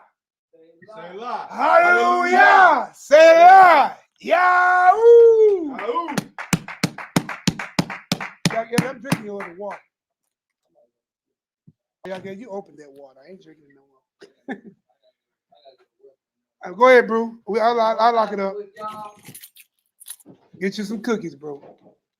Oh, Cookie Monster Light. Cookies and milk. Appreciate you coming to help out, bro. Oh. All right. What you got, new car? That white, that's my old dude. Oh, okay. All praises. Well, definitely y'all had an exciting time jamming with y'all tonight. Let's see how many. Hey, I got 14. 14 thumbs down, baby. 14 thumbs down. I ain't lying to you. I got 56 thumbs up, though. Yeah. But the thing, you be excited about the thumbs down, man. You know what I'm saying? Because the people who thumbs you down, they ain't give us nothing. Right. I mean, they just thumbs down, but they don't have. Because it goes against what they feel. Right. I mean, you know, the truth is always going to be harder to swallow than a lie. That's why everybody ain't gonna get it. Yeah. I mean, people, like you said, if you live in, when in Rome, live like the Romans do. I mean, you in America, I mean, that's how they feel. But I mean, true culture is going to take over anything. I mean, it's true culture. Maybe they don't want to see it over here in America because it would break apart. Was already being broke apart each and every day, being chipped away at. But your enemy don't want you to grow anyway. Right. So your enemy's plan is to keep you in a monogamous mindset. That would make more sense. Well, they already know. They already know our stuff better than us, some of us. Right. And that's the reason why. But I look at it like this. I mean, those heathens, man, they punching their women in the butt with drugs, trying to have more children, and then they have to go through that postpartum depression, and they end up killing them and stuff. Exactly, man. And it's just crazy because I just look at it like this. There's no way I could even hear them because they stuff is falling apart before our eyes. Man. Exactly. Shalom, wives. How y'all doing, ladies? No, man, look. The whole thing is that the ground that people stand on, just, small recap is the reason why I ain't keyed out yet.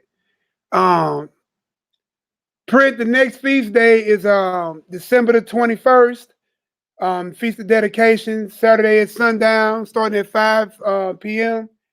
to 10 p.m. And then we'll continue over here at the HQ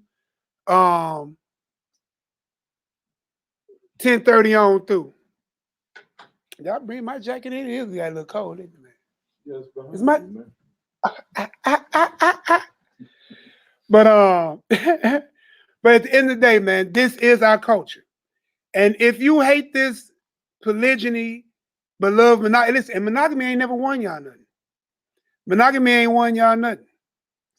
You know what I'm saying? Didn't win you in the garden. Ain't winning you now. You know what I'm talking about? Half of y'all been through more bad monogamous relationships than you ever been through one bad polygynous relationship. I'm for real. Yeah. Everybody who's probably trying polygyny now, I guarantee it's probably their first ones. Yeah. Whether it's good or bad, last or fail. It was only one time you tried it. Right. How many men you done been in bed with? How many women you done been in bed with? How many people you done been around, kicked it with, download with, on the other side of midnight with? But your culture you hate.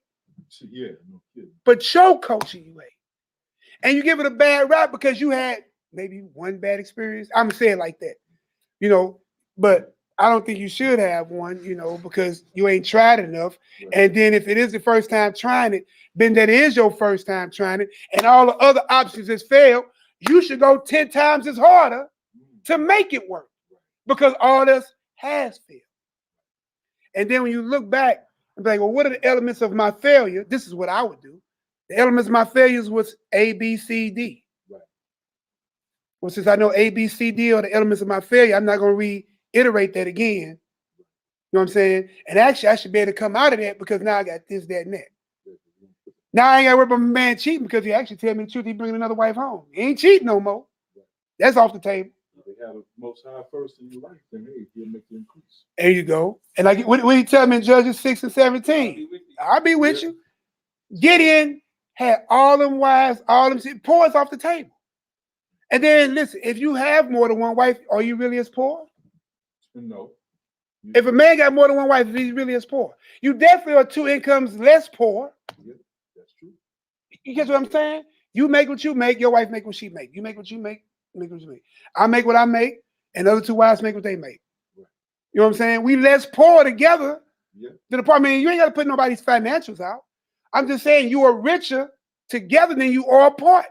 That was Israel's whole thing. That's why we was told to come and gather yourself. That's why every feast day we have is a what? Feast day. Right. What happens at feast? You gather. Right. That's what it's about, man. So what we got going on? What we got going on?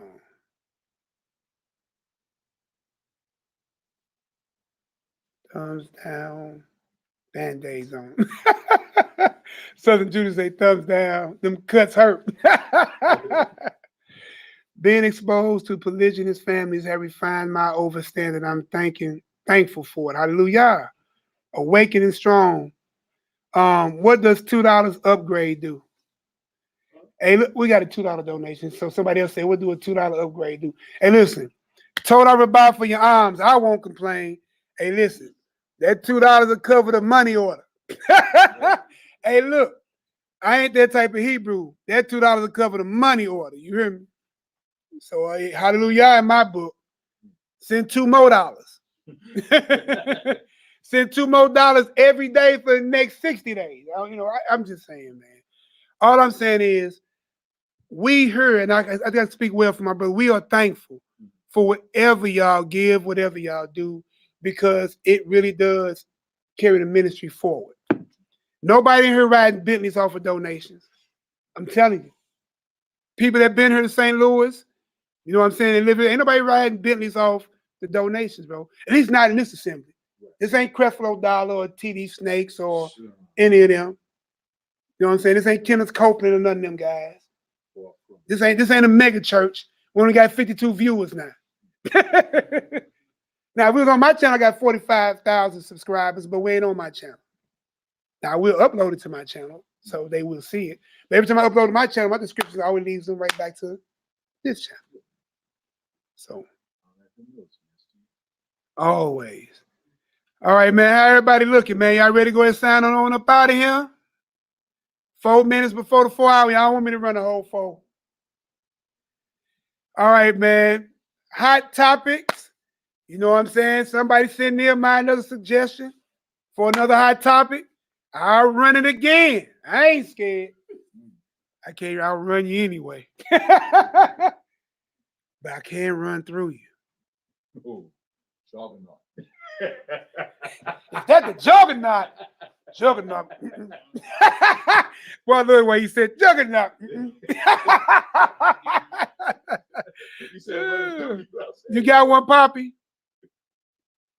Hey, hallelujah, hallelujah, hallelujah. Hey, make sure y'all share these with everybody. Definitely, you know, your pastors, your preachers, your naysayers, your theologians, your deacons, your elders, you know, even the ones who feel it's going to definitely be hurt. Make sure they get it. Because, listen, they got to learn. They got to learn. All right, family. Shalom, Mr. Down. Everybody else got my number. Wives, I love you. I'll probably be calling y'all shortly. Poppy, call me real quick and tell me what your new hot topic is.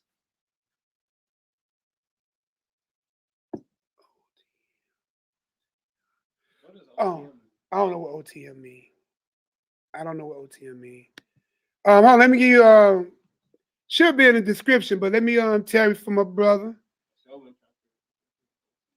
I don't know what does OTM mean. Can somebody write that in the room so I know what OTM mean? On the money. That could be. On the money. Yeah, you pretty good, boy. See that little youngness in you. On the money. Out the mud. You're gonna probably tell some out the mud. Hey, that too. It's that old DMV. You going off, Slim? Going off, Slim O'Bob? I'm finna catch hell for what Jack just said. I know he did come for us. He going off, Jan. Hey, what been picking up all that DC talk? You hear me? He going off, Jan. All right, y'all, man. I love y'all indeed in truth, man. Shalom, family. Shalom, family, from all those who here to you. She said, stop playing, Slim. All right, Slim Mo Bob. All right, y'all.